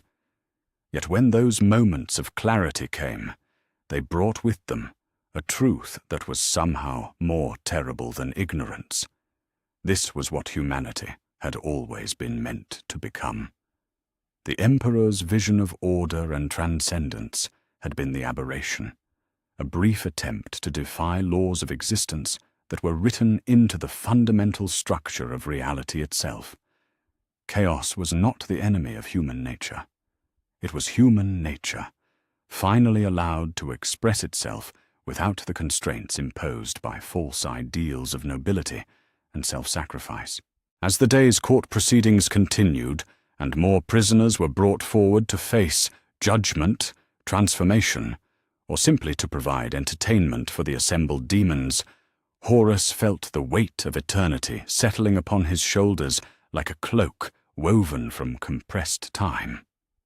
This was victory. This was the future he had fought 7 years to achieve, and in the deepest chambers of his transformed consciousness, something that had once been Horus Lupercal wept tears that would never fall, for a father whose love had not been enough to save either of them from the truth of what they really were. 8 months had passed since the Emperor's death, and the galaxy burned with fires that could be seen from distant star clusters where civilizations had not yet learned to fear the darkness between worlds. Where once the Imperium of man had imposed a brutal but stable order across 1,000,000 systems, now chaos reigned in the most literal sense. Not merely the chaos of the dark gods, though their influence spread like a plague across human space, but the fundamental breakdown of every assumption that had governed galactic civilization for 10 millennia. In the Segmentum Solar, what remained of the Imperial Navy fought a grinding war of attrition against forces that bore the heraldry of their former brothers. Admiral Spire of the Ultramarines fleet stood upon the bridge of his flagship Courage Above All, watching through reinforced viewing ports as the Battle of Hydra Caudatus reached its bloody climax.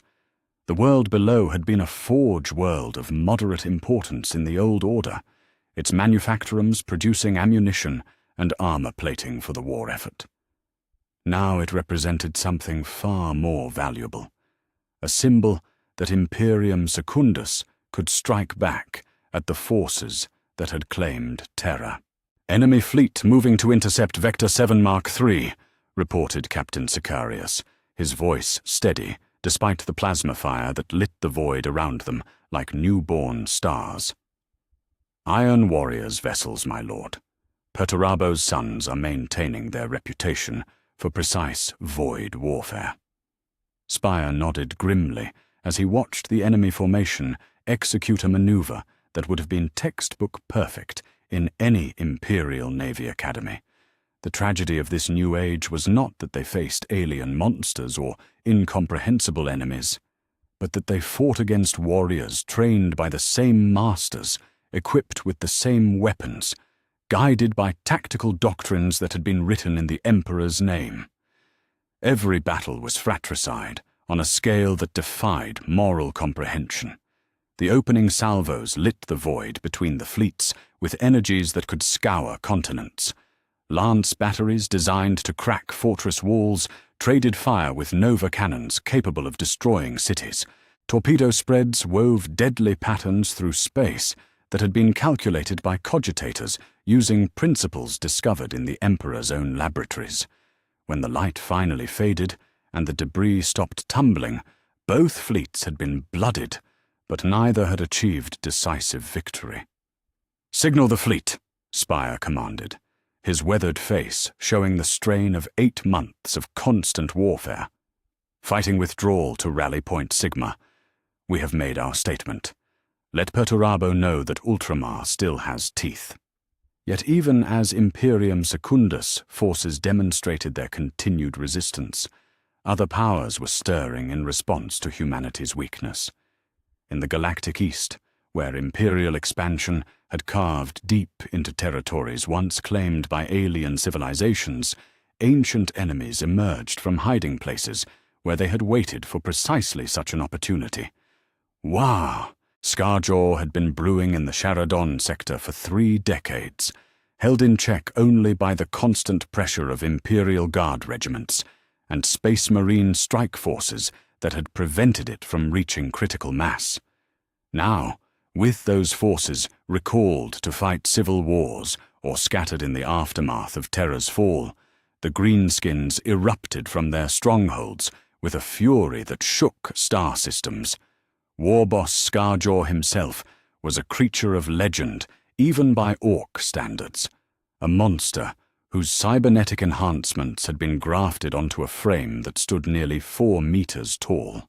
His horde had grown beyond counting in the months since Imperial resistance had collapsed, drawing Orc clans from across the sector like iron filings drawn to a magnet. Where his war passed, worlds burned not from malice but from sheer exuberance, the Greenkin joy of finally being able to fight without restraint. "More Yumis to crump!" Scarjaw bellowed across Vox channels that carried his words to 100 warships, each packed with Orcs whose only concern was reaching the next battle before all the good fighting was finished. "Dagit Emperor is dead, and now we can have a proper scrap. Wah!" The roar that answered him could be heard across star systems, a sound of pure aggression that sent tremors through the warp itself. For Orcs, the collapse of Imperial authority was not a catastrophe, but a liberation, freeing them from the tedious business of siege warfare and allowing them to return to the mobile campaigns that their species had evolved to fight. In the webway passages that connected distant stars through dimensions that existed parallel to normal space, the Eldar craft worlds convened councils of war that had not been seen since the fall of their civilization 10,000 years past. Farsia Macha of Bieltan stood before the assembled seers in the Chamber of Destiny, her mind reeling from visions that showed futures too terrible for mortal comprehension. "The skein of fate has been torn asunder," she spoke, her voice carrying harmonics that made the Wraithbone walls resonate in sympathy. The Emperor's death was not merely the ending of a life, but the severing of threads that held reality itself in stable configuration. We face not conquest, but annihilation, not defeat, but the unmaking of existence itself. The other Farseers murmured their agreement, each having witnessed their own fragments of the catastrophic futures that now threatened to unfold.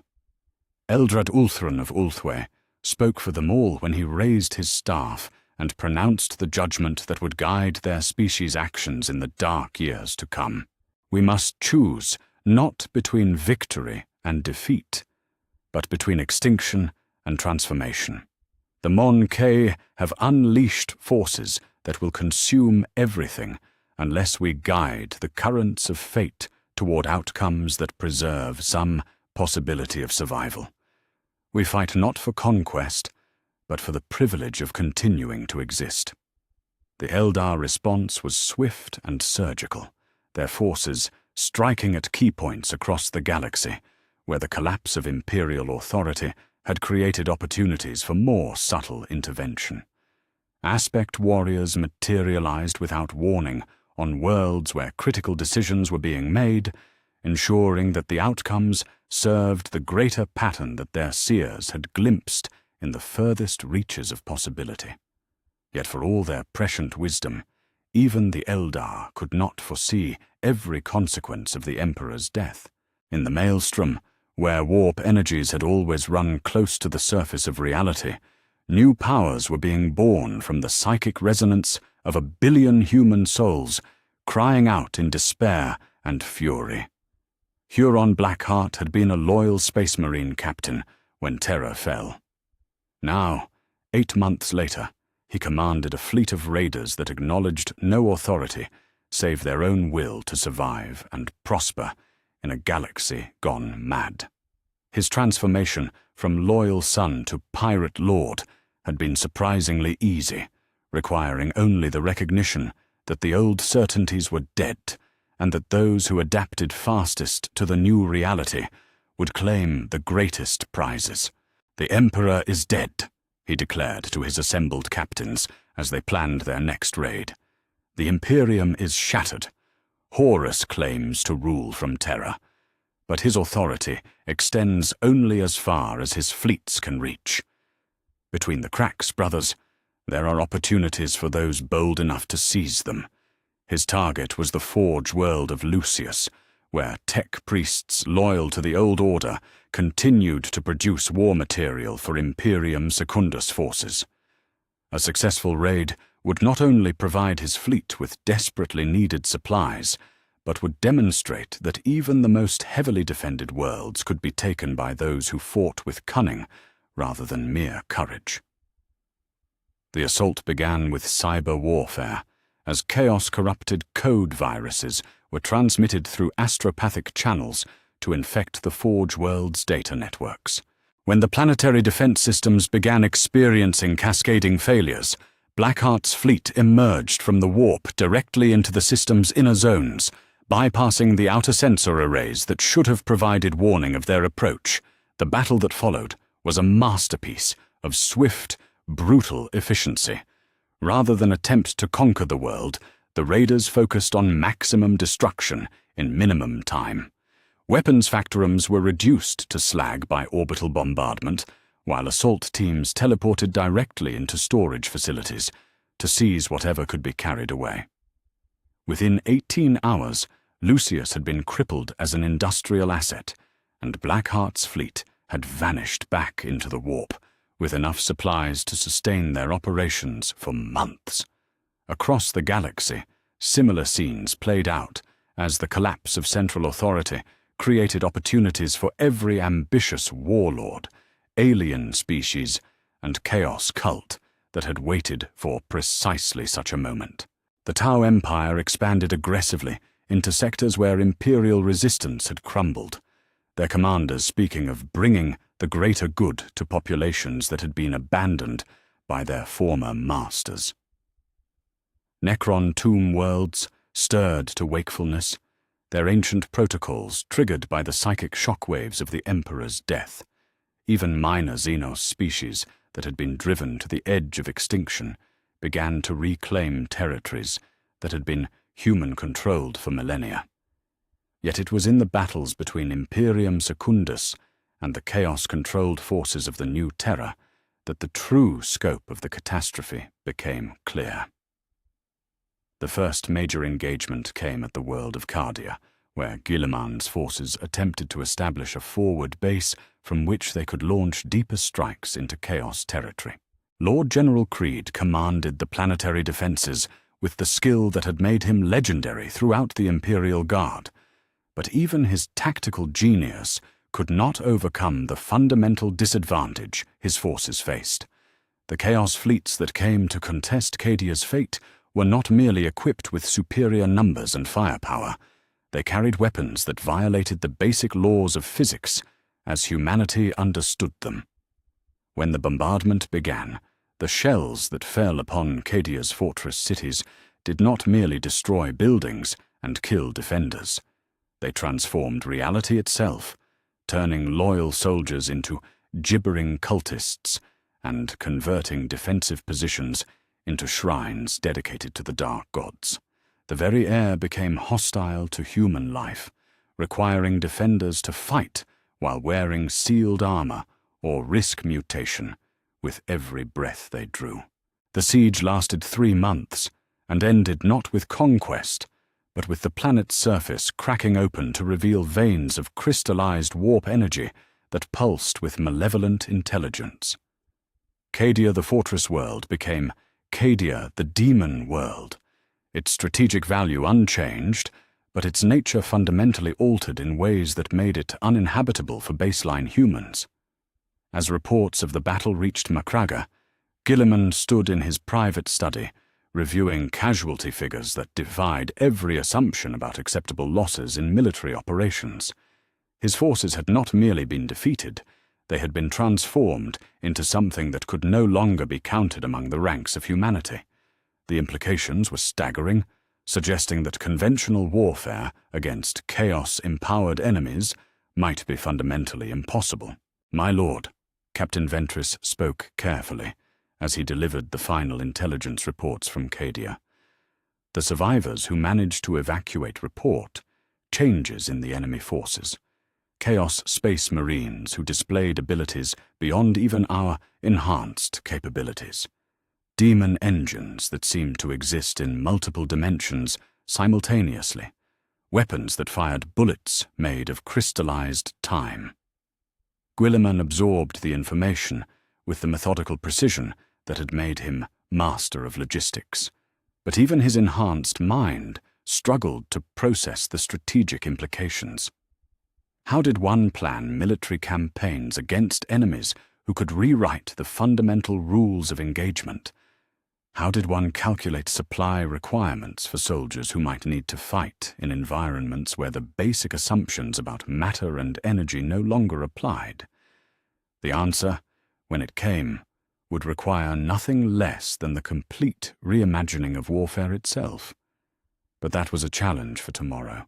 Today, there were simply too many fires burning across too many worlds for any single commander to coordinate an effective response. The galaxy had become a battlefield without boundaries or rules, where the only certainty was that the old order was dead, and whatever replaced it would be forged in blood and flame, and the screaming of worlds caught between powers too vast for mortal comprehension. In the depths of space, where the light of dying stars illuminated debris fields that had once been flourishing civilizations, the war without end continued, and in the silence between the explosions, careful listeners might have heard the sound of a species learning that survival itself had become a form of victory, too precious to take for granted. The gathering had taken place in the shadow of Chogoris's sacred mountains, where the winds carried memories of hunts that had shaped the soul of a Primarch 10,000 years past. Jagatai Khan stood before an assembly unlike any that had ever pledged itself to his banner. White scars who had followed him since the earliest days of the Great Crusade. Raven Guard survivors who sought vengeance for their fallen Primarch. Imperial army regiments whose commanders had refused to bend the knee to Horus's new order. And even scattered companies of ultramarines who had chosen honor over the prudent consolidation that Guilliman preached from distant Macraga. They were not many. 3,000 space marines, perhaps twice that number in mortal soldiers, and a fleet of vessels that bore the scars of a dozen desperate engagements fought across the outer reaches of the solar system. By any reasonable measure, they represented a force barely adequate to raid a well-defended orbital station, much less assault the throne world that had become the beating heart of chaos power in the galaxy. Yet the Khan cared nothing for reasonable measures. For 11 months, he had ridden the wind between the stars, striking at chaos supply convoys and forward bases with the fury of a hurricane given human form. Each victory had been Pyrrhic, each raid a reminder that the forces arrayed against humanity's remnant were too vast for conventional tactics to overcome. Now, as he stood before warriors who had chosen to follow him into certain death, Jagatai felt the weight of destiny settling upon his shoulders like the familiar leather of his riding coat. "Brothers," his voice carried across the assembly with the authority that had once commanded the loyalty of worlds. "We gather not as conquerors seeking glory, but as sons seeking to reclaim their father's bones from the hands of those who defiled them. Terra burns beneath the rule of the traitor Horus, but within that burning hell lies the mortal remains of the master of mankind." Captain Chinsar, scarred by months of running battles against overwhelming odds, stepped forward with the careful precision of one who had learned to balance duty against the growing madness in his Primarch's eyes. "My Khan," The intelligence reports indicate that Terra's defenses have been altered. The void shields are powered by energies that violate the fundamental laws of physics. The orbital platforms fire weapons that exist in multiple dimensions simultaneously. Even our fastest ships may not be able to penetrate such defenses. The Khan's smile was sharp as the edge of a tulwar blade. Then we will not rely on ships alone, brother. The storm that comes from the void can be predicted, prepared for, countered. But the storm that rises from within? That is the fury that no defense can anticipate.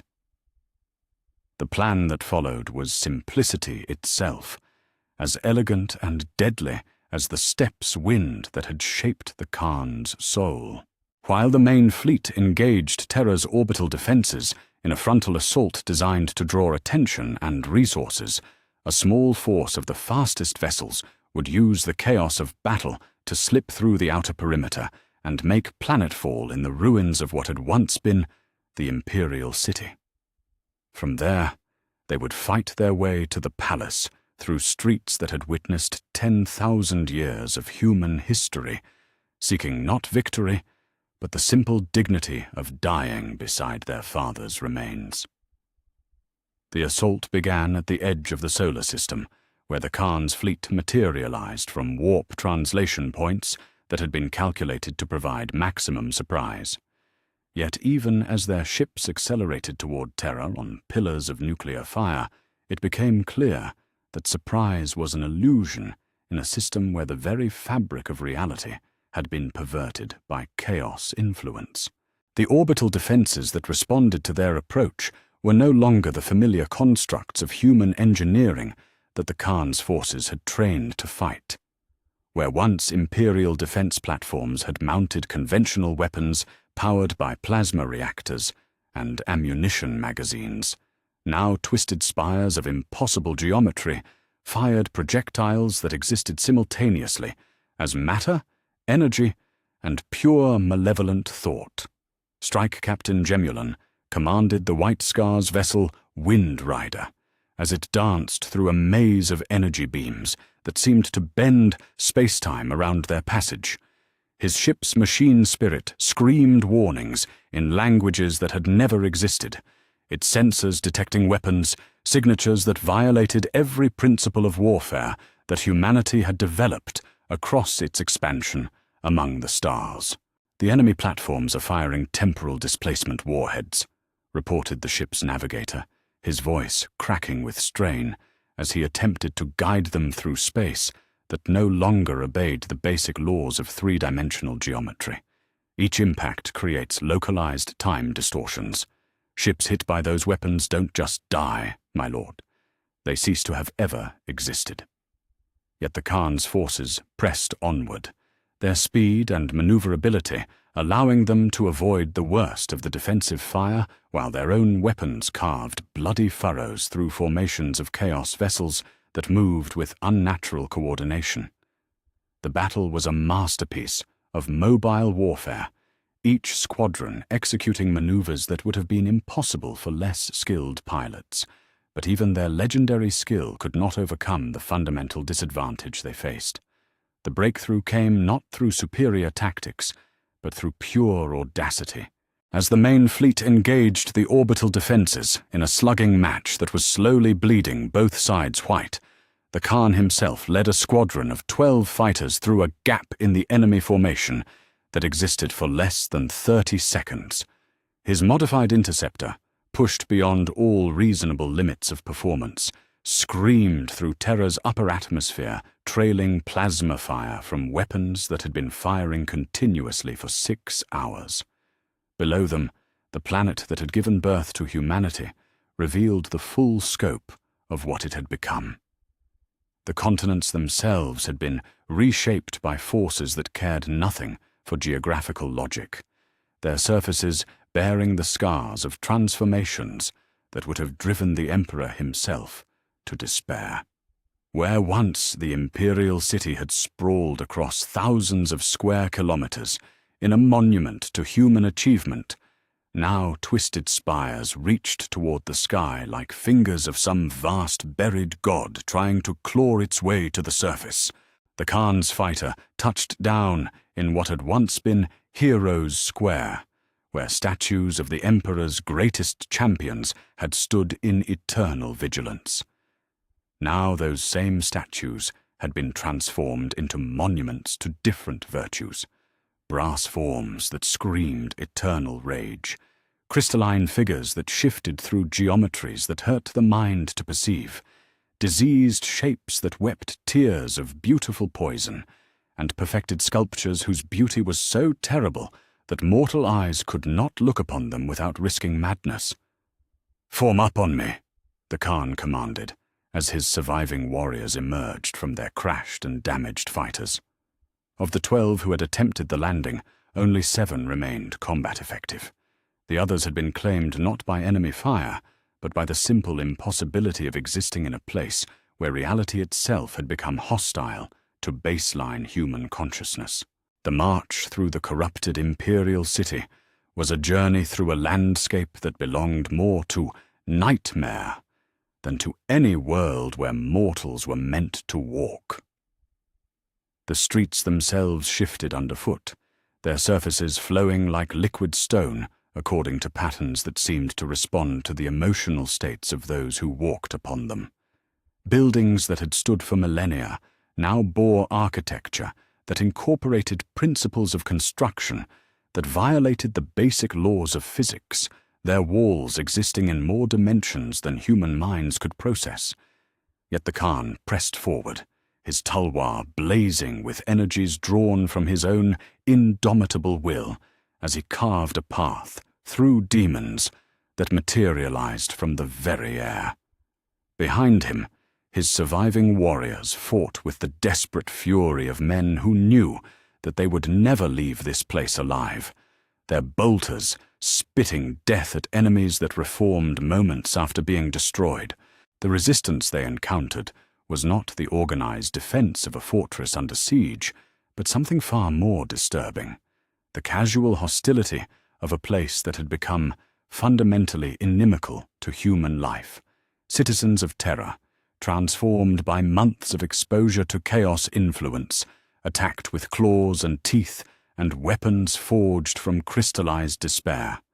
Former Imperial guards, their bodies reshaped according to divine whim, fought with tactics that incorporated principles of warfare that existed only in the deepest layers of the warp. Captain Chinsha fell to a sword that existed simultaneously in 7 different timelines, his death scattered across multiple realities in ways that made mourning impossible. Veteran Sergeant Kulan was consumed by flowers that bloomed from his own genetic code, his body becoming a garden of impossible beauty in the moments before his consciousness dissolved into component elements. One by one, the Khan's companions were claimed by a city that had learned to digest the souls of those who dared to walk its streets. Yet still the warhawk of Chogoris pressed onward, driven by a fury that burned brighter than the corrupted stars above. He had not come to Terra to survive. He had come to reclaim his father's remains and to ensure that the Emperor's body would not serve as a trophy for the powers that had murdered him. Death was not defeat if it served a purpose greater than mere existence. The throne room of the Imperial Palace had been transformed beyond all recognition, its soaring architecture now incorporating elements that belonged to no human understanding of beauty or function. Where once the golden throne had sat in solitary majesty, now a structure of impossible complexity dominated the vast space, its surfaces bearing the combined marks of all 4 chaos gods in patterns that seemed to spell out truths too terrible for mortal minds to comprehend. Upon that throne sat Horus, but the being that turned to greet the Khan's entrance bore only passing resemblance to the brother who had once stood beside him in the Emperor's service. The transformation that had begun with his fall to chaos had reached its culmination, reshaping not merely his physical form, but the fundamental nature of his existence. He was no longer a primarch empowered by chaos. He was chaos itself, given form and purpose through the vessel that had once been Horus Lupercal. "Brother." The thing that wore Horus's face spoke with a voice that carried harmonics from dimensions, where sound was color and emotion took solid form. "You have traveled far to reach this place. Tell me, do you come as supplicant or as enemy?" The Khan's response was delivered without words. His tulwar left its sheath in a motion too fast for mortal eyes to follow, its blessed edge seeking the heart of the creature that had once been his brother, with the precision of a lifetime spent in perfect unity between warrior and weapon. Yet Horus did not move to defend himself. Instead, he caught the blade between his fingers with casual ease, his transformed physiology rendering adamantine-edged steel as harmless as a child's toy. Where the weapon touched his flesh, reality rippled outward in waves that carried whispers of what the Khan could become if he simply chose to embrace the gifts that the dark gods offered to all who served them faithfully. "You still do not understand," Horus said, his grip tightening on the Khan's blade until the metal began to flow like liquid fire. "The Emperor is dead, Jagatai. His dream was always a lie, a desperate attempt to deny the fundamental truth of what we are. We are not gods walking among mortals. We are mortals pretending to be gods, and the real gods find our presumption amusing." The Khan's response was to abandon his weapon and strike with his bare hands, his enhanced strength driving blows that could shatter ceramite against flesh that felt like striking liquid mercury. Each impact sent shockwaves through the throne room that cracked walls built to withstand orbital bombardment. Yet Horus remained unmoved, his transformed nature rendering physical force meaningless. "Where is he?" the Khan demanded, his voice carrying the fury of storm winds across open steppes. "Where is our father's body? What have you done with the master of mankind's remains?" Horus's smile was terrible to behold, carrying depths of sorrow and madness that no mortal expression should have been able to contain. "Oh, brother, you still think in such limited terms. Bodies, remains, physical forms that matter only to creatures trapped in three-dimensional thinking." He gestured toward the base of his throne, where the Khan suddenly perceived what his enhanced senses had somehow failed to notice. There, integrated into the very structure of the chaos-corrupted golden throne, lay the remains of the Emperor of mankind. But they were not remains, as the Khan understood the concept. They were something far more terrible. A living death that sustained itself on the psychic agony of a soul too vast to be easily destroyed. "He lives, Jagatai," Horus whispered, his words carrying across the throne room like benedictions delivered by a priest of damnation. "He lives, and he suffers, and through his suffering, the gods maintain their hold upon reality itself. The Emperor of mankind has become the cornerstone of the New Age, not as ruler, but as sacrifice. Is that not beautiful in its perfect irony?" The Khan's howl of rage and grief shook the foundations of the palace, a sound that carried the fury of every wind that had ever blown across the steppes of Chogoris. Yet even as he launched himself toward the throne, in a final desperate attempt to free his father from the torment that had been prepared for him, he knew that he was too late. The Emperor's suffering had become a fundamental component of the new reality that chaos had constructed. To free him would require unmaking the very foundations of existence itself. The battle that followed was less a duel than a demonstration of the vast gulf that now separated the transformed Horus from his still mortal brothers. The Khan fought with every technique he had mastered across a lifetime of warfare, his movements carrying the speed of lightning and the fury of hurricanes. Yet Horus countered each attack with casual ease, his responses incorporating principles of combat that existed only in realms where physics was merely a suggestion, and causality flowed in all directions simultaneously. When the end came, it came not through the triumph of superior skill, but through the simple exhaustion of mortal limits. The Khan's enhanced physiology, pushed beyond all reasonable endurance, finally began to fail. His movements slowed, his strikes lost their precision. His legendary speed became merely superhuman rather than transcendent. Horus's final blow was delivered not with malice, but with something that might have been mercy if it had come from a creature still capable of such emotions.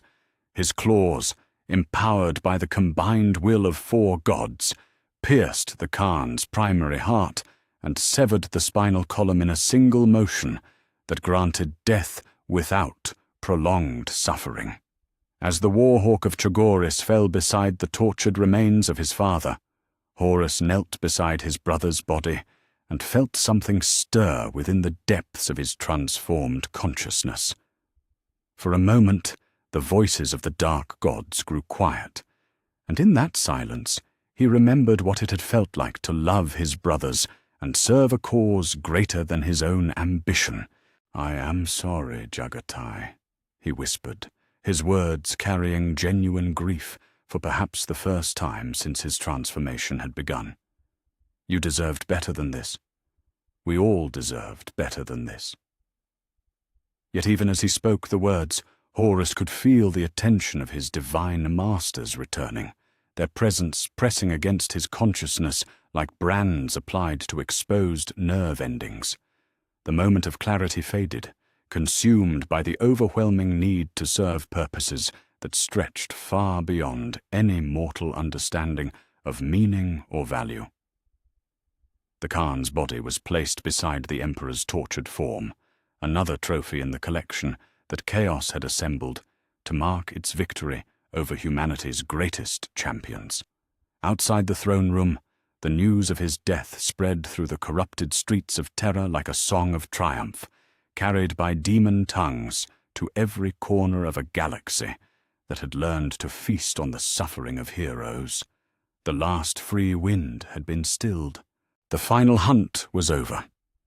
And in the depths of the warp, ancient powers that had waited since the birth of consciousness stirred with satisfaction at another step completed in a plan that would not reach its culmination until the last star died, and the final mortal soul had been claimed for their eternal service. The warning came not through astropathic transmission or long-range augury, but through the screaming of reality itself as the largest chaos fleet ever assembled began its translation into the Ultramar system. Robut Gilliman stood in the command center of Makraga's fortress of Hera, watching displays that showed sensor readings too vast for conventional comprehension. Where once a single traitor battleship had been cause for system-wide alert, now the viewing screens displayed fleet elements that numbered in the thousands, their combined mass sufficient to darken the light of Ultramar's sun. The Lord of Imperium Secundus had spent 14 months preparing for this moment, transforming the 500 worlds into a fortress that could withstand any conceivable assault. Every world had been fortified, according to principles drawn from 10,000 years of imperial military doctrine. Every space lane had been seeded with minefields and monitored by sensor networks that could detect enemy movement across multiple star systems. Every loyal citizen had been trained in the arts of war, ready to sell their lives dearly in defense of the Emperor's vision. Yet as Gilliman studied the tactical displays that tracked the incoming Chaos Armada, he understood with crystalline clarity that all his preparations had been based upon assumptions that no longer applied. This was not a fleet in the conventional sense, assembled from ships built in orbital yards according to the familiar principles of void warfare. This was something far more terrible, a manifestation of divine will given form through the merger of warp energies and corrupted technology. "Fleet composition analysis complete, my lord," reported Captain Sicarius, his voice steady despite the magnitude of the threat they faced. "Initial estimates suggest 12,000 major vessels, supported by perhaps 3 times that number in escort craft. But my lord," his voice faltered as he struggled to process what the sensors were revealing. "The signatures don't match any known class of warship. Some of these vessels appear to exist partially in the warp while maintaining real space presence." Guilliman nodded grimly as he absorbed the implications. The enemy they faced was no longer bound by the limitations that had defined warfare since humanity first took to the stars. Ships that could exist simultaneously in multiple dimensions. Weapons that fired ammunition forged from crystallized time and emotion. Defensive systems that drew their power directly from the suffering of sentient beings. Against such forces, even the most perfectly planned defense might prove meaningless. "Signal all commands," Guilliman spoke with the calm authority that had made him master of 1,000 worlds. "Execute Protocol Omega. All civilian populations to deep shelters. All military forces to prepared positions. We fight not for victory, but for time. Every hour we delay them is another hour for the Emperor's other sons to prepare their own defenses." The first impacts came not as orbital bombardment in the traditional sense, but as reality storms that swept across Ultramar's outer worlds like tsunamis of impossible energy. On Talasar, mountains flowed like water, as the fundamental constants that governed matter were selectively rewritten by weapons fire. On Quintarn, the very concept of distance became variable, causing defending forces to find themselves simultaneously too far from their enemies to engage and too close to retreat. Yet the Ultramarines fought with the disciplined fury that had made them the Emperor's most reliable legion. Where conventional weapons proved useless against enemies that existed in multiple dimensions, they adapted tactics developed through trial and error in a dozen smaller engagements. Chaplains led squads in prayer battles that sought to impose imperial truth upon corrupted reality. Librarians wielded psychic techniques that had been forbidden under the old order, but were now humanity's only hope against cosmic horror. On Kolth, where word-bearer treachery had once burned the surface to glass, Captain Ventress led the Fourth Company in a defense that would be remembered for as long as human memory endured. His warriors had dug in among the ruins left by Lorgar's betrayal, turning every crater and collapsed building into a fortress position that could channel enemy advances into carefully prepared killing zones. The assault began at dawn, as creatures that had once been human emerged from landing craft that leaked reality distortions like poisonous fog. These were not the corrupted space marines that the defenders had expected, but something far worse. Beings who had transcended the crude categories of mortal and immortal, living and dead, real and imaginary. They moved with precision that spoke of divine guidance, their weapons striking with accuracy that suggested supernatural knowledge of their target's weaknesses. "Hold the line," Ventress commanded, over vox channels that carried his words through static composed of screaming voices. "Remember what we fight for. Remember who we were before the galaxy went mad.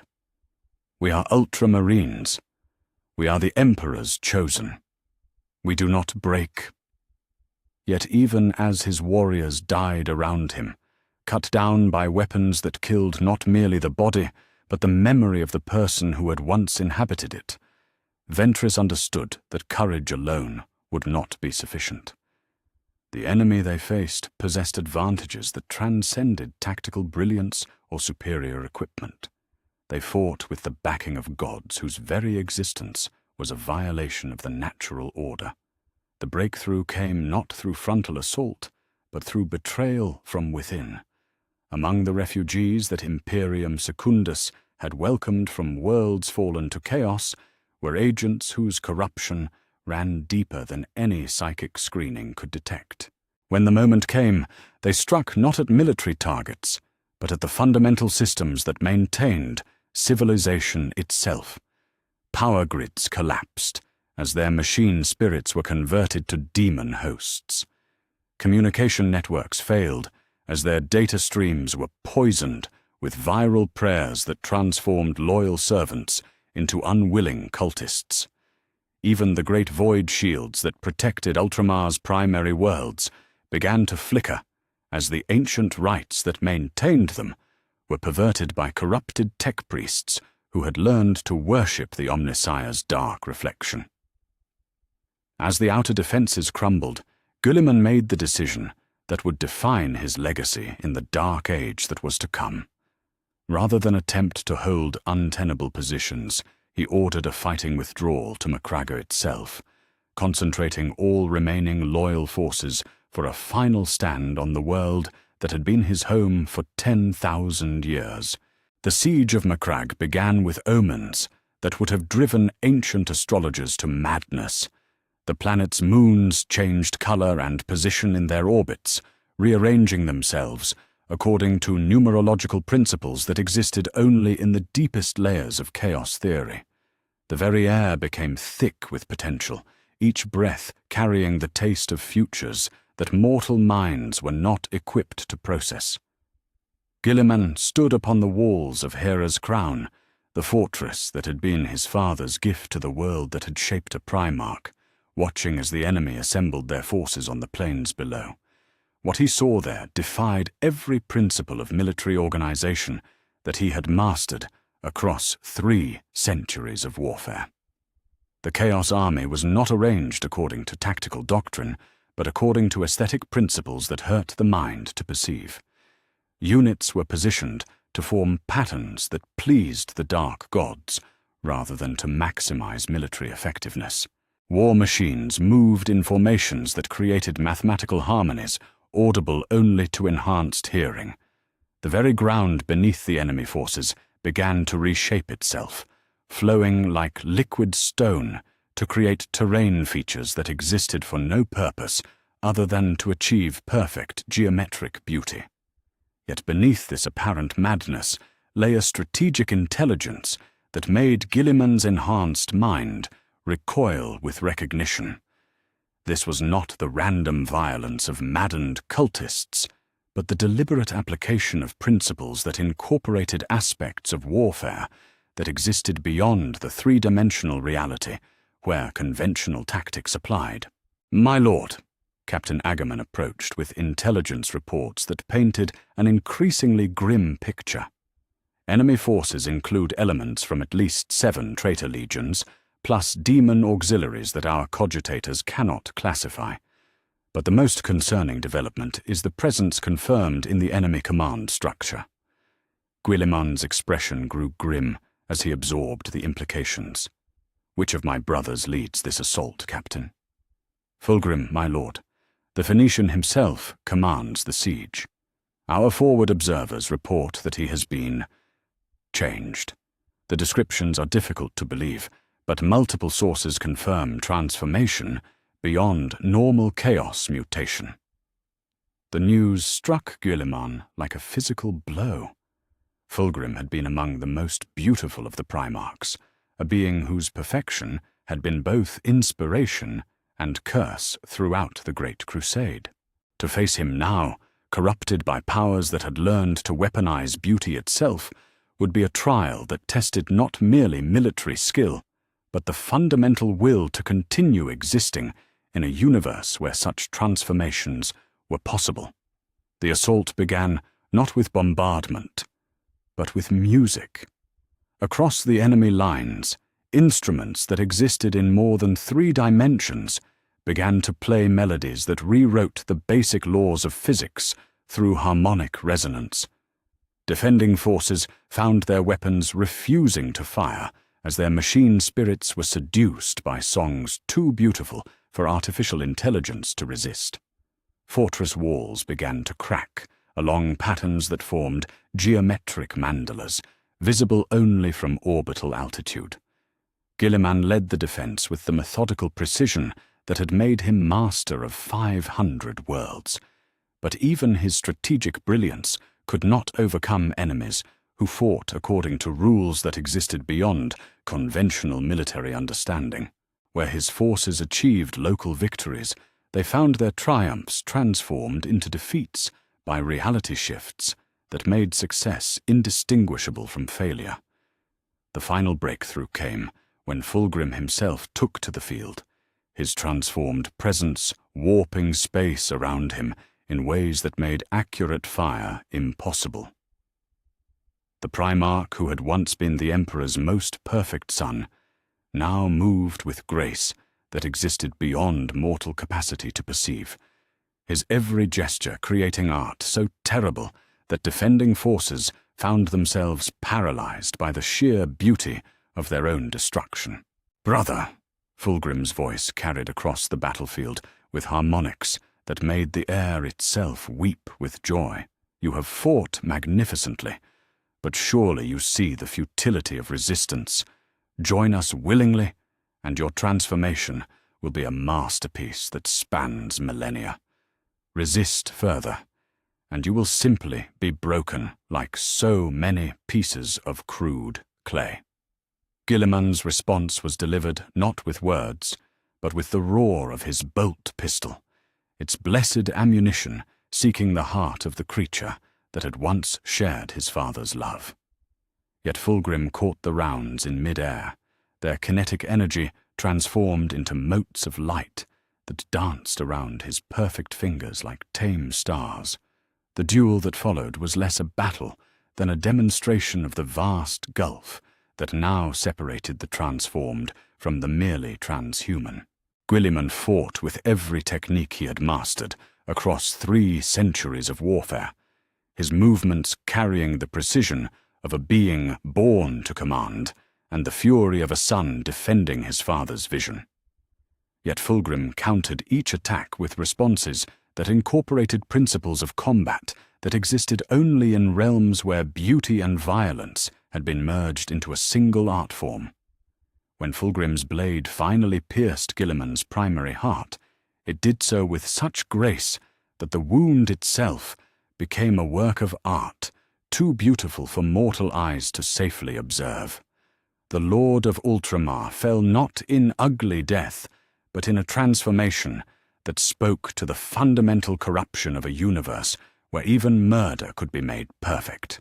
"Evacuate all loyal forces," Guilliman whispered to Captain Sicarius, as his enhanced physiology struggled to cope with damage that extended beyond the merely physical. "Take the survivors.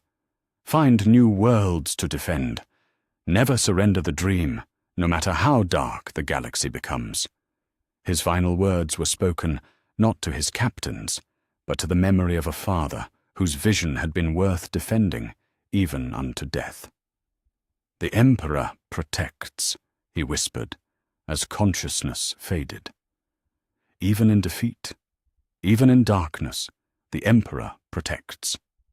As the Lord of Ultramar died beneath alien stars, the greatest organized resistance to Chaos Dominion crumbled like sand before a tide.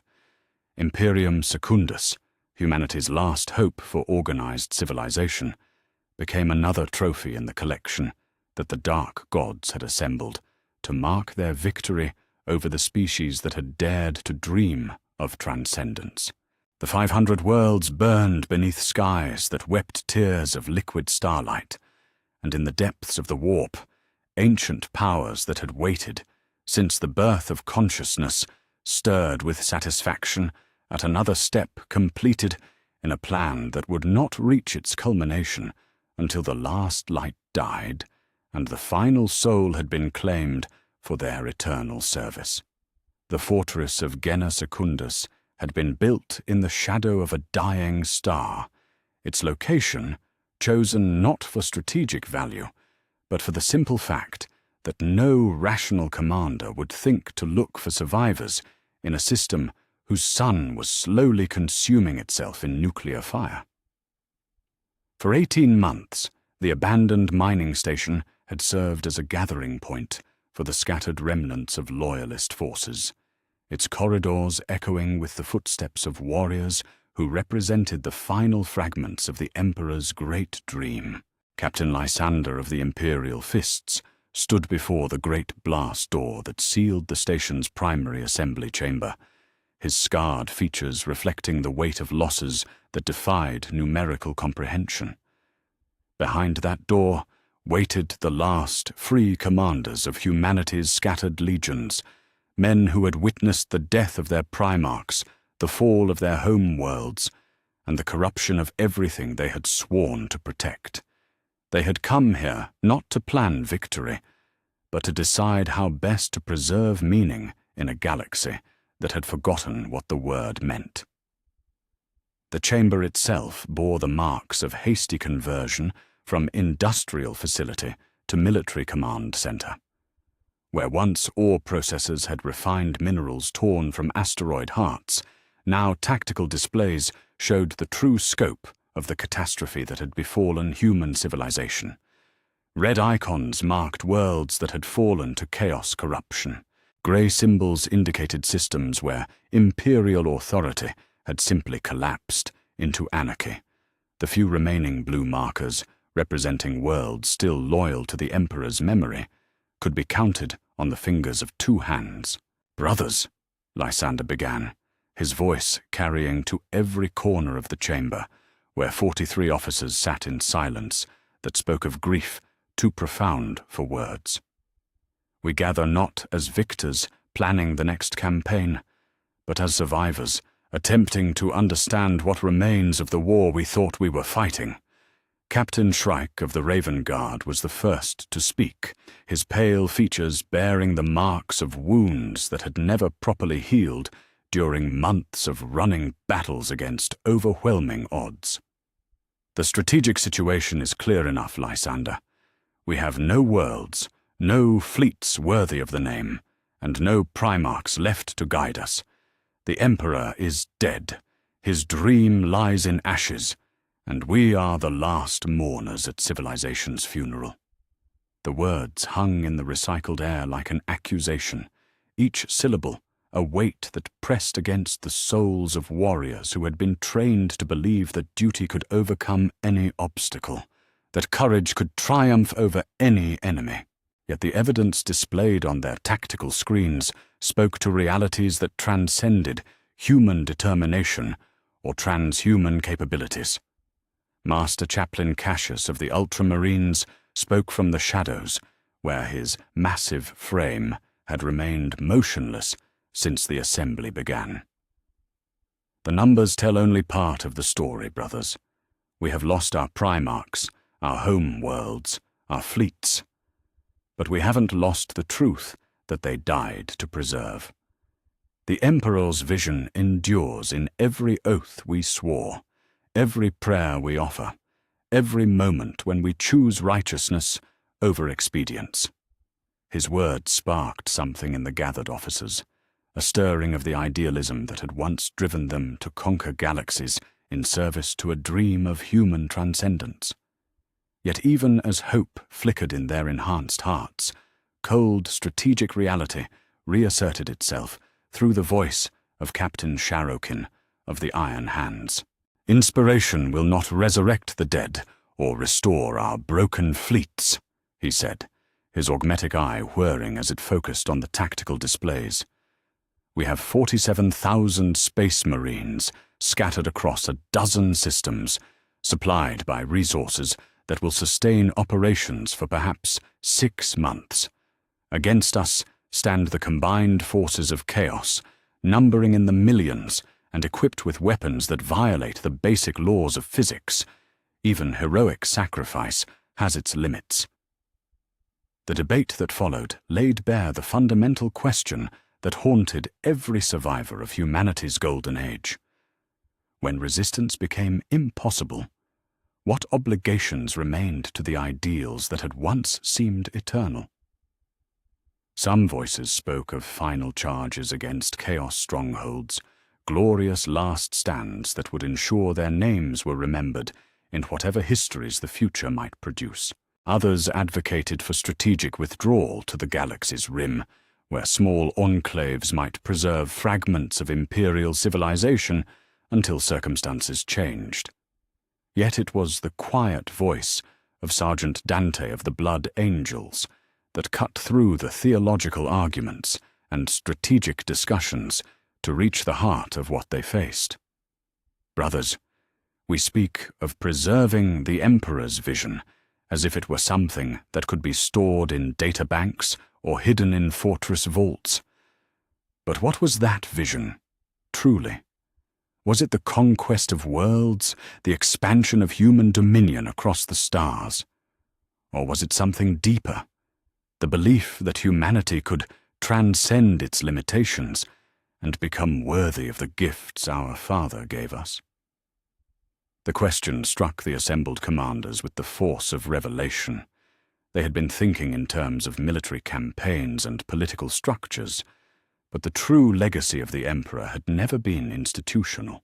It had been the transformation of human consciousness itself, the elevation of a species that had crawled from barbarism to something approaching divinity.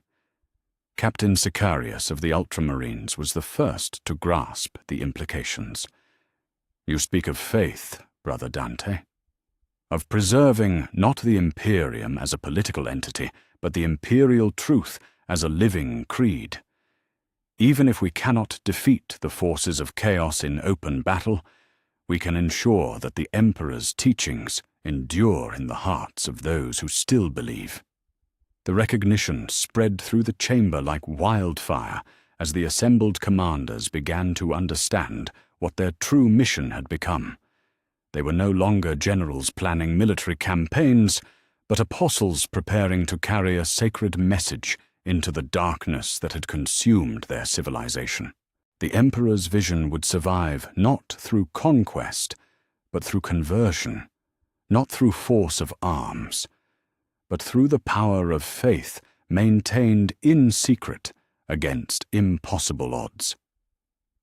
Master Apothecary Harath of the Iron Hands accessed databanks that had been carefully maintained throughout their long retreat, displaying information that painted a picture both more desperate and more hopeful than their military assessments had suggested. Intelligence reports indicate that on approximately 400 worlds currently under Chaos control, significant populations still practice the imperial cult in secret. These are not organized resistance movements, but ordinary citizens who refuse to abandon their faith despite the consequences. The revelation transformed the strategic picture completely. What had seemed like total defeat now revealed itself as opportunity disguised by tragedy. Across the galaxy, on worlds where demonic governors imposed the will of the dark gods through terror and corruption, ordinary human beings continued to gather in hidden chambers to pray to the Emperor of mankind. They have no weapons beyond their courage, continued Harath, his augmetic voice carrying harmonics of wonder despite his mechanical nature. No training in the arts of war, no enhancement beyond baseline human capabilities. Yet they endure persecution that would break the spirits of lesser beings, maintaining their devotion through faith alone. Chaplain Cassius rose to his feet, his Crozius Arcanum gleaming in the chamber's dim light as understanding dawned in his enhanced consciousness. We have been thinking like generals when we should have been thinking like priests. The Emperor's greatest conquest was not of worlds, but of souls. His true legacy lies not in the territories he claimed, but in the devotion he inspired. The transformation in the chamber's atmosphere was palpable as warriors who had been trained for millennia to think in terms of tactical advantage began to embrace a mission that transcended military logic. They would become not the last army of a fallen empire, but the first missionaries of a faith that would outlive the civilizations that had given it birth. Captain Ventris of the Ultramarines' 4th Company stood to address the assembly, his scarred features bearing the marks of a warrior who had found purpose beyond mere survival. The Imperial Guard regiments under our protection number nearly 200,000 men and women whose loyalty has never wavered. They possess skills that will serve us well in this new mission. Infiltration, communication, the ability to blend seamlessly with civilian populations. The organizational genius that had once planned galactic conquests now turned to the logistics of spiritual resistance. Strike teams would be dispatched not to destroy military targets, but to make contact with underground faithful, providing them with guidance and support that would strengthen their resolve. Supply networks would carry not weapons and ammunition, but sacred texts and devotional materials that could sustain faith through the darkest trials. Yet even as the assembled commanders embraced their new mission, they understood the magnitude of what they attempted. They were transforming themselves from an army into a church, from conquerors into martyrs, from the proud inheritors of 10,000 years of human achievement into the humble servants of truths that might take 10,000 more years to vindicate. "We will not live to see the final triumph of the Emperor's vision," spoke Captain Sharokin, his augmetic voice carrying a note of solemnity that his organic components alone could never have produced. "Perhaps our children will not live to see it, nor their children after them. We begin a work that may require millennia to complete, sustained only by faith that righteousness will ultimately prevail over corruption." The oaths they swore that day were unlike any that had ever been spoken by Space Marines in the long history of the Adeptus Astartes. They pledged themselves not to glorious death in battle, but to patient service in obscurity, not to the conquest of worlds, but to the salvation of souls, not to the preservation of an empire, but to the nurturing of a faith that would endure long after the last star died. Master Chaplain Cassius spoke the words that would define their mission for generations yet unborn. "We are no longer the Emperor's warriors. We are the Emperor's witnesses. Where his light once blazed across the galaxy in conquest, now it will burn quietly in the hearts of the faithful, tended by those who remember that even in darkness, the Emperor protects." As the assembly dispersed to begin preparations for missions that would carry them to the furthest corners of a galaxy under siege, each commander carried with him the knowledge that they had witnessed something unprecedented in human history.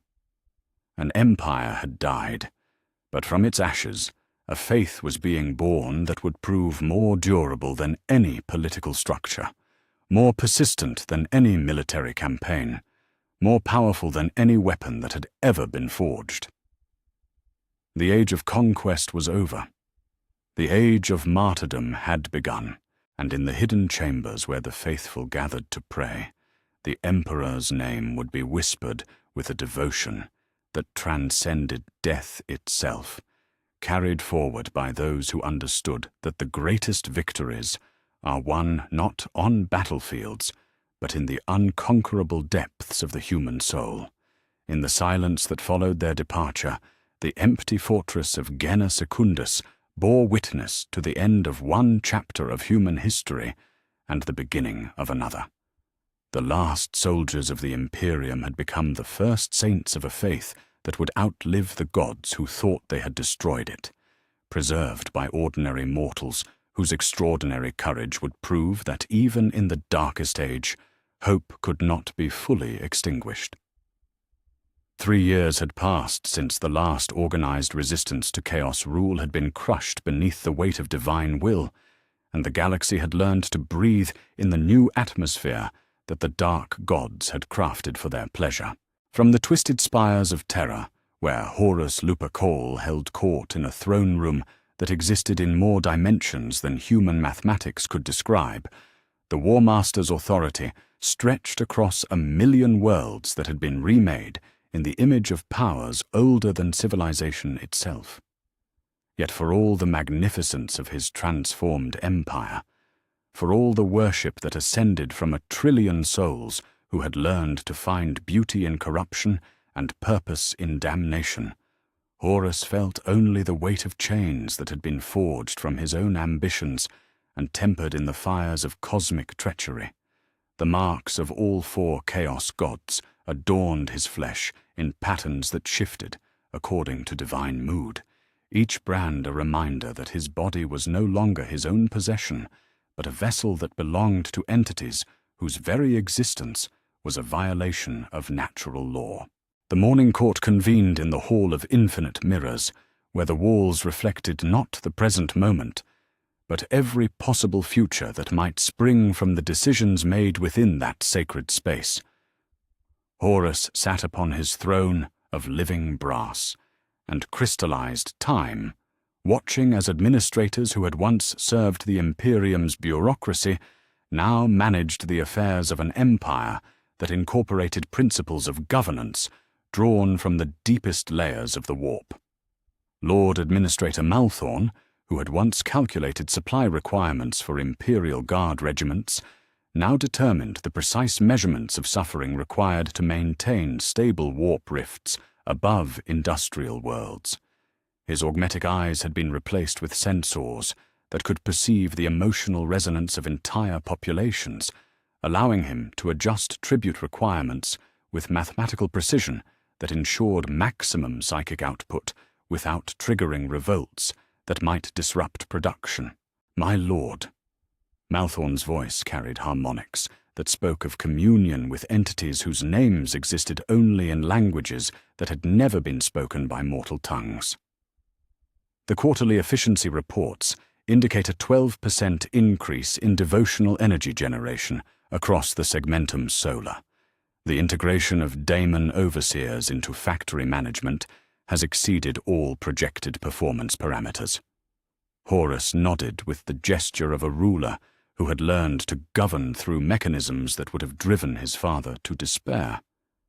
Where the emperor had sought to impose order through law and reason, the new Imperium maintained stability through the careful cultivation of controlled chaos. Every factory was also a temple, every workplace a shrine where the act of production became an offering to gods who fed on the emotions generated by mortal industry. Yet even as he received reports that spoke of unprecedented prosperity and unprecedented devotion, Horus felt the familiar emptiness that had become his constant companion in the years since his ultimate victory. The power that flowed through his transformed physiology was vast beyond any measure the old Imperium had possessed, but it came with a price that grew heavier with each passing day. When the court session ended and the last petitioner had been dismissed with gifts or curses according to their worthiness, Horus retreated to the private chambers that lay at the heart of his palace fortress. Here, in rooms where the architecture incorporated principles of construction that existed only in realms where geometry was a form of prayer, the master of the galaxy allowed himself the luxury of solitude. The transformation that had begun with his corruption by chaos had reached its completion in ways that went far beyond the physical changes that marked his flesh. His consciousness now existed simultaneously in the material realm and the deepest layers of the warp, allowing him to perceive the currents of emotion and belief that flowed through every human soul in his empire. The experience was like being able to hear every conversation in the galaxy at once, a cacophony of prayer and despair that never ceased. In moments like these, when the attention of the dark gods was focused elsewhere, and their voices grew quiet in his mind, Horus could almost remember what it had felt like to be merely transhuman, rather than a vessel for entities whose existence predated the birth of stars. The memories came in fragments, standing beside the Emperor on the command deck of a crusade fleet, watching new worlds embrace the imperial truth with joy rather than terror. leading his lunar wolves in battles where victory brought liberation rather than damnation. Feeling pride in accomplishments that elevated humanity rather than degrading it. "What have I become?" he whispered to the empty chamber, his words carrying across dimensions where they were heard by powers that found his anguish infinitely amusing.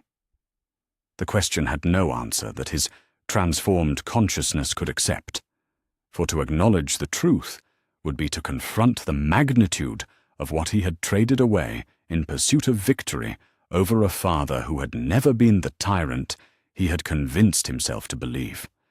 The knock at his chamber door came with the precision of clockwork, as it did every day at the same hour. Horus knew without looking that Abaddon waited outside, his most faithful son bearing reports that required the personal attention of the galaxy's new master. The irony was not lost upon him that Abaddon, who had once served the Emperor with unwavering loyalty, now served the Emperor's killer with the same unquestioning devotion. "Enter," Horus commanded, his voice carrying undertones that made the chamber's crystalline walls resonate in sympathy. Abaddon stepped through the doorway with the measured gait of a warrior who had learned to move carefully in a palace where reality itself was subject to the emotional states of its master.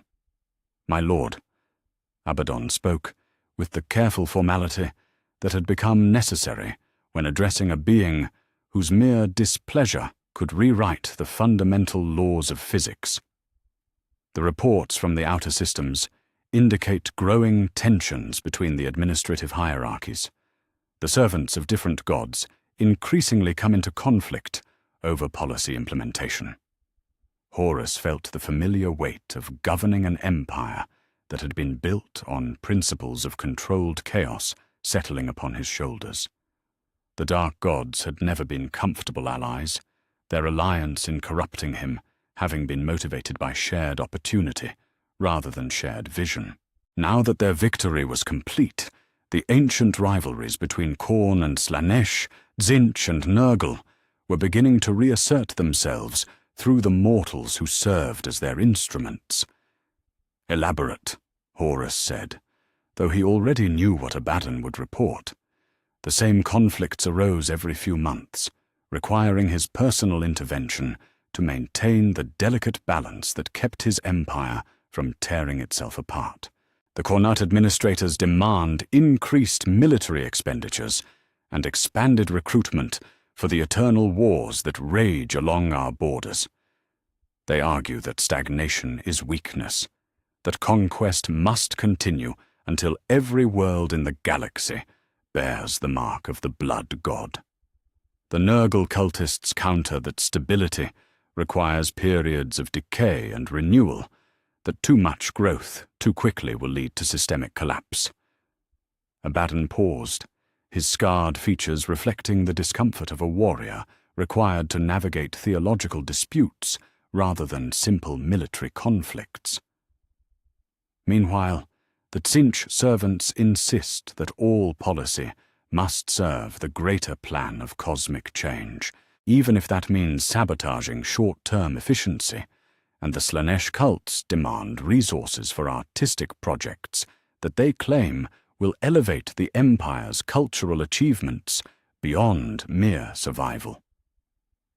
The report painted a familiar picture of an empire that existed in constant tension between opposing forces that could not be reconciled through conventional diplomacy or military action. Each faction served gods whose very nature made compromise impossible. Yet somehow, Horus had to find ways to channel their competing energies toward constructive purposes. "Summon the high priests of all four cults," Horus commanded, his enhanced consciousness already calculating the delicate balance of promises and threats that would be required to maintain stability for another quarter cycle. "We will convene the Council of Divine Will tomorrow at the hour of Crimson Ascension. Each faction will present their positions, and I will render judgment according to the greater harmony that serves all gods equally." Yet even as he spoke the words of command, Horus felt the bitter irony of his situation settling deeper into his transformed consciousness. He had overthrown the emperor to escape tyranny, only to become a tyrant whose authority depended upon maintaining the favor of entities whose demands grew more contradictory with each passing year. He had sought freedom from his father's vision, only to discover that his new master's vision was even more restrictive and infinitely more cruel. The hours that followed Abaddon's departure were spent in contemplation that would have driven mortal minds to madness. Through his connection to the warp, Horus could perceive the true scope of what his empire had become. A vast machine designed to generate the specific forms of emotion and belief that sustained the dark god's power in the material realm. Every factory worker who labored in fear and exhaustion fed Nurgle's appetite for despair. Every soldier who died in the endless wars that raged along the Empire's borders offered their skull to Khorne's throne.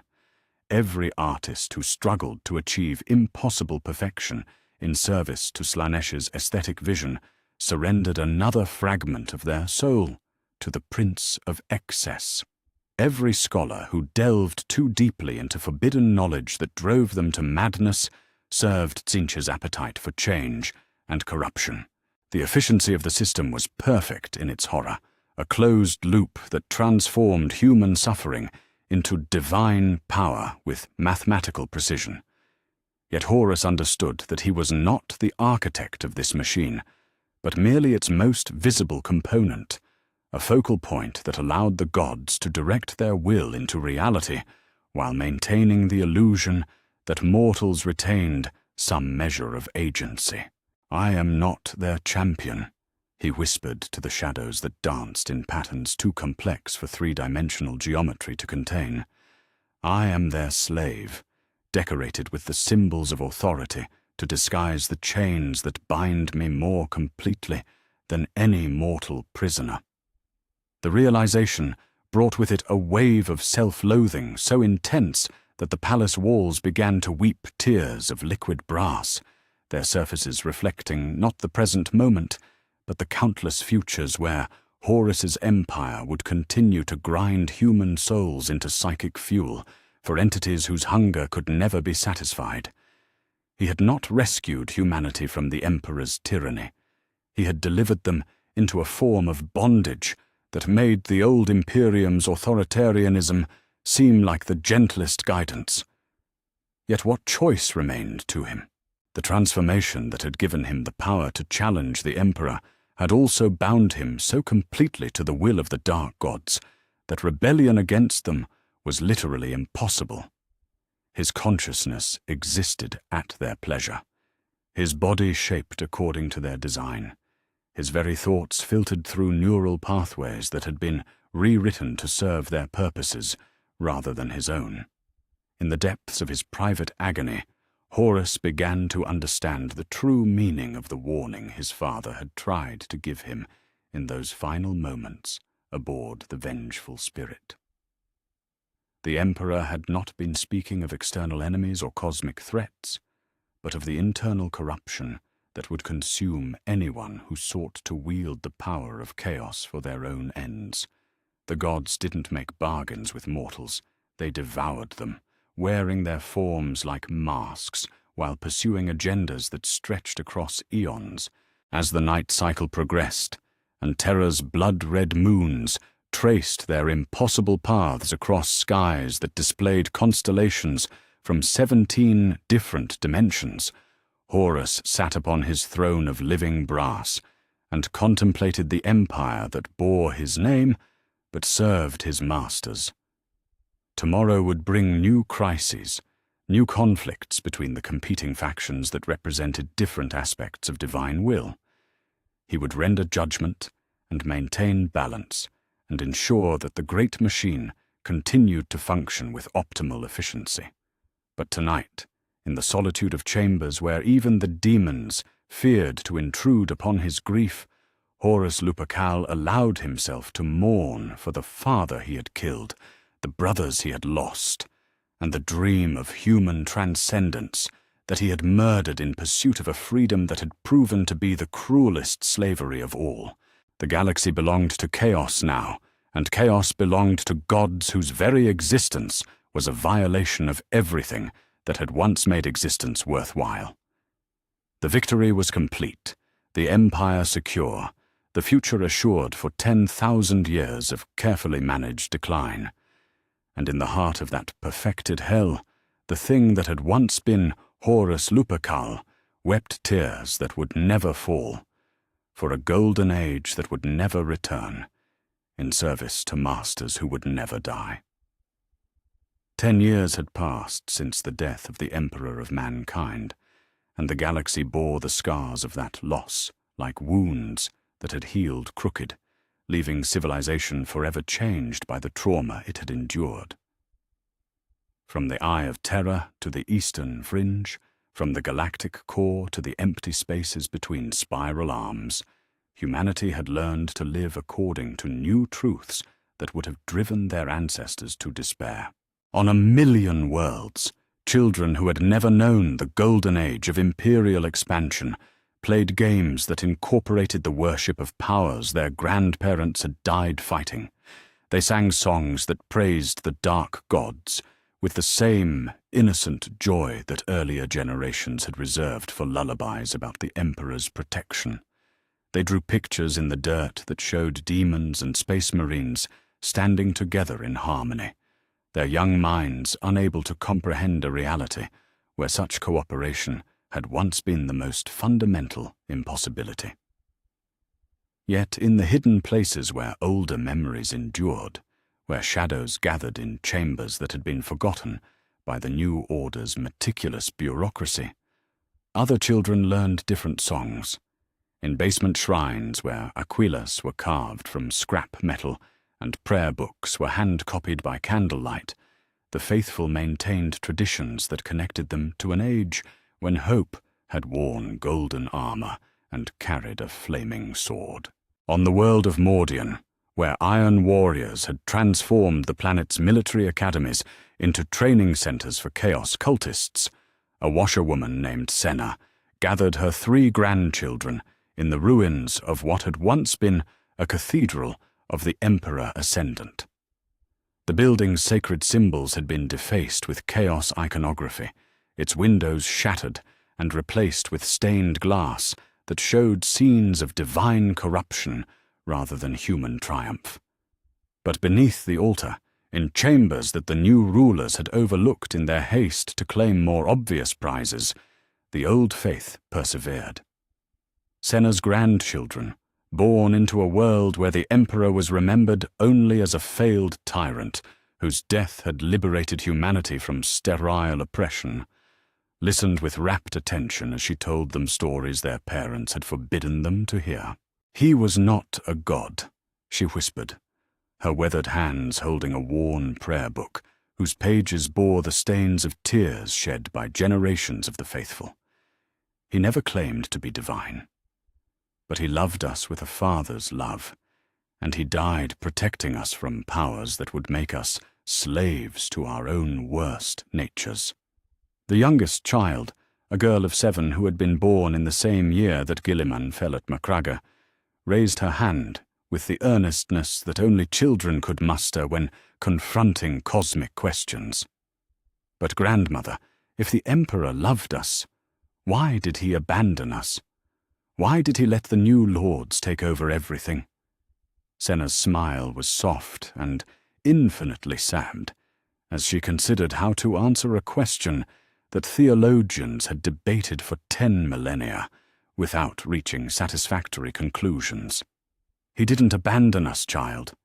He gave us the greatest gift any parent can offer their children, the choice to be better than they are required to be.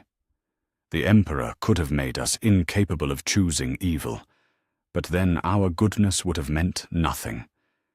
Instead, he trusted us to choose righteousness, even when it costs us everything. Across the galaxy, similar scenes played out in 10,000 hidden chambers, where the faithful gathered to remember truths that the new order had declared extinct. On Cadia, where reality itself had been rewritten to accommodate the presence of demon princes, a former Imperial Guard sergeant led prayer services in the ruins of bunkers that had once protected the pylons.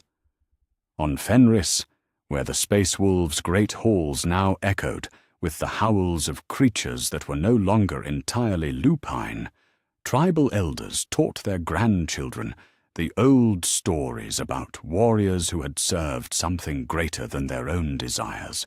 The persistence of faith in places where faith should have been impossible was a phenomenon that troubled even the most powerful servants of the new order.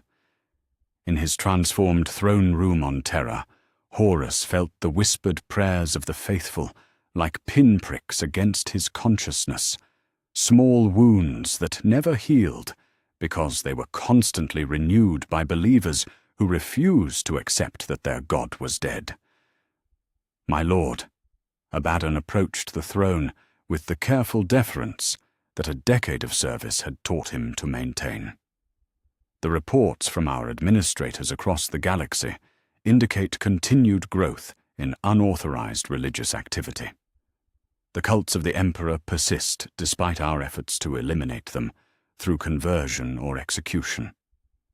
Horus gazed through the great viewing port that dominated the far wall of the throne room, watching Terra's blood-red sky display constellations that existed in 7 different dimensions simultaneously.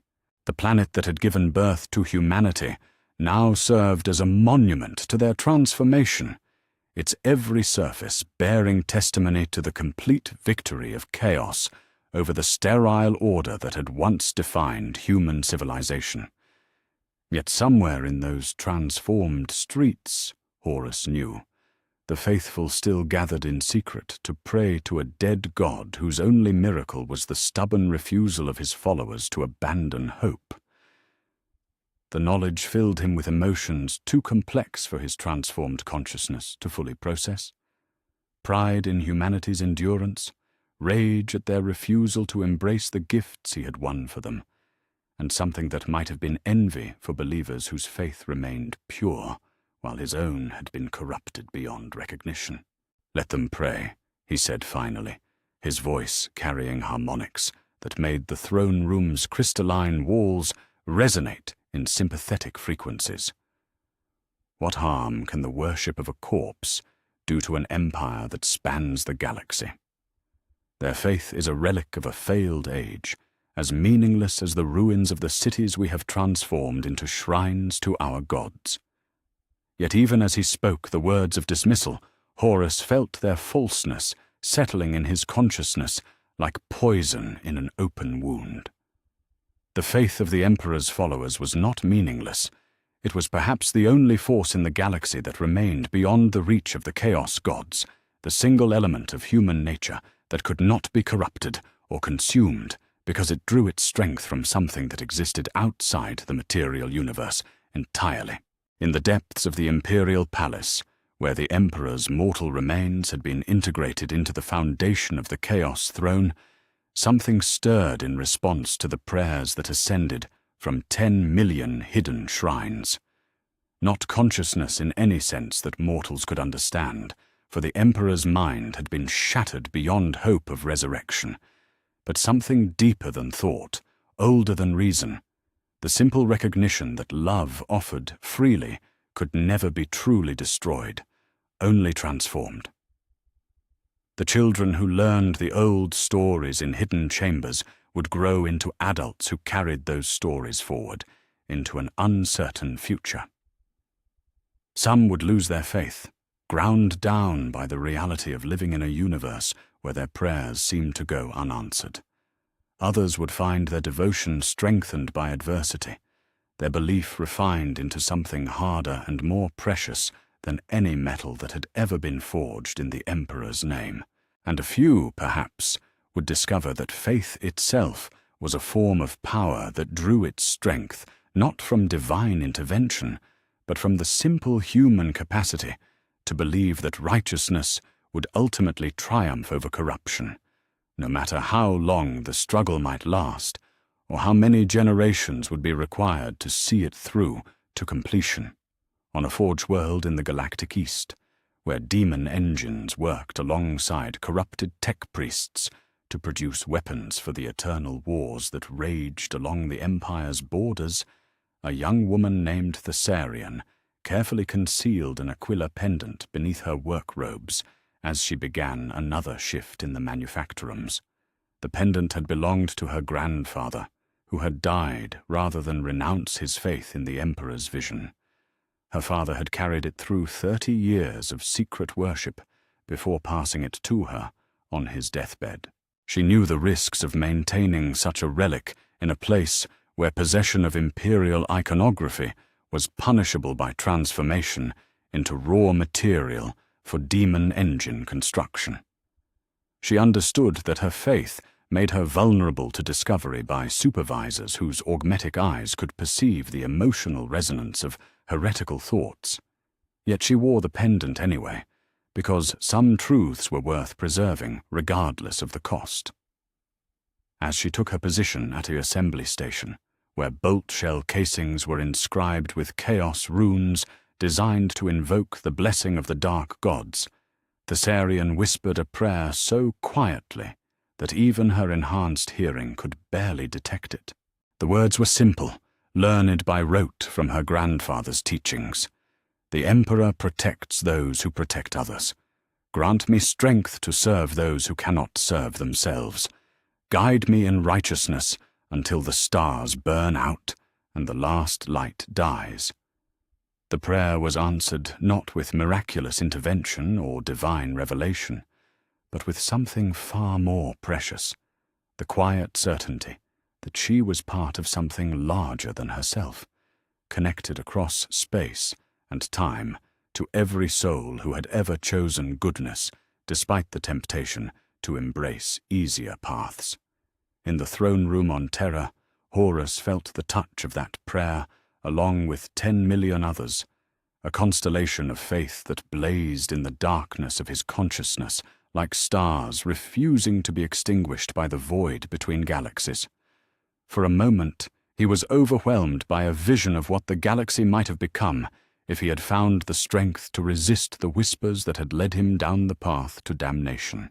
He saw worlds where humans and Xenos worked together to explore the mysteries of the universe without seeking to dominate or destroy each other. He saw technologies that enhanced rather than corrupted, art that elevated rather than degraded, governance that served rather than enslaved. He saw his father's dream fulfilled not through conquest, but through cooperation, not through the imposition of imperial will, but through the voluntary embrace of ideals that transcended species and circumstance. The vision lasted only an instant before the attention of the dark gods reasserted itself, crushing such heretical thoughts beneath the weight of divine displeasure. Yet in that brief moment of clarity, Horus understood what he had truly lost when he chose to embrace chaos rather than struggle toward the light that his father had tried to show him. "I am sorry," he whispered to the empty throne room, his words carrying across dimensions, where they were heard by entities whose existence was sustained by the prayers of the faithful. "I am sorry for all of it, for the betrayal, for the corruption, for the transformation of hope into horror. I am sorry that I was not strong enough to be the son you needed me to be." The apology could not undo the damage that had been done or restore the lives that had been lost in the pursuit of a victory that had proven to be indistinguishable from defeat. But it served as acknowledgement that somewhere in the depths of his transformed consciousness, the part of Horus Lupercal that had once been capable of love and loyalty remained unextinguished. As the years passed and the galaxy settled into the rhythm of its new reality, the faithful continued to gather in hidden places to remember truths that the new order insisted were lies. They told their children stories about a golden age when humanity had reached for the stars with open hands rather than grasping claws. They preserved fragments of knowledge that connected them to ancestors who had dreamed of transcendence rather than dominion. And in the quiet moments between dawn and dusk, when the attention of the dark gods was focused elsewhere, and the weight of cosmic damnation lifted slightly from shoulders that had learned to bear burdens too heavy for mortal frames, the faithful whispered the words that had sustained them through 10 years of darkness, and would sustain them through whatever trials awaited in the uncertain future. "The Emperor protects," they said, their voices too quiet for demon ears to detect, but loud enough to reach across the void to touch souls who shared their hope. Even in death, even in darkness, even in defeat that looks like victory, the Emperor protects. And in the hidden chambers of a billion hearts that refuse to abandon hope, that protection meant not divine intervention or miraculous rescue, but something far more powerful. The simple knowledge that goodness was worth preserving for its own sake, regardless of whether it would ever be rewarded or even remembered. The galaxy had been won by chaos, but the human soul remained unconquered.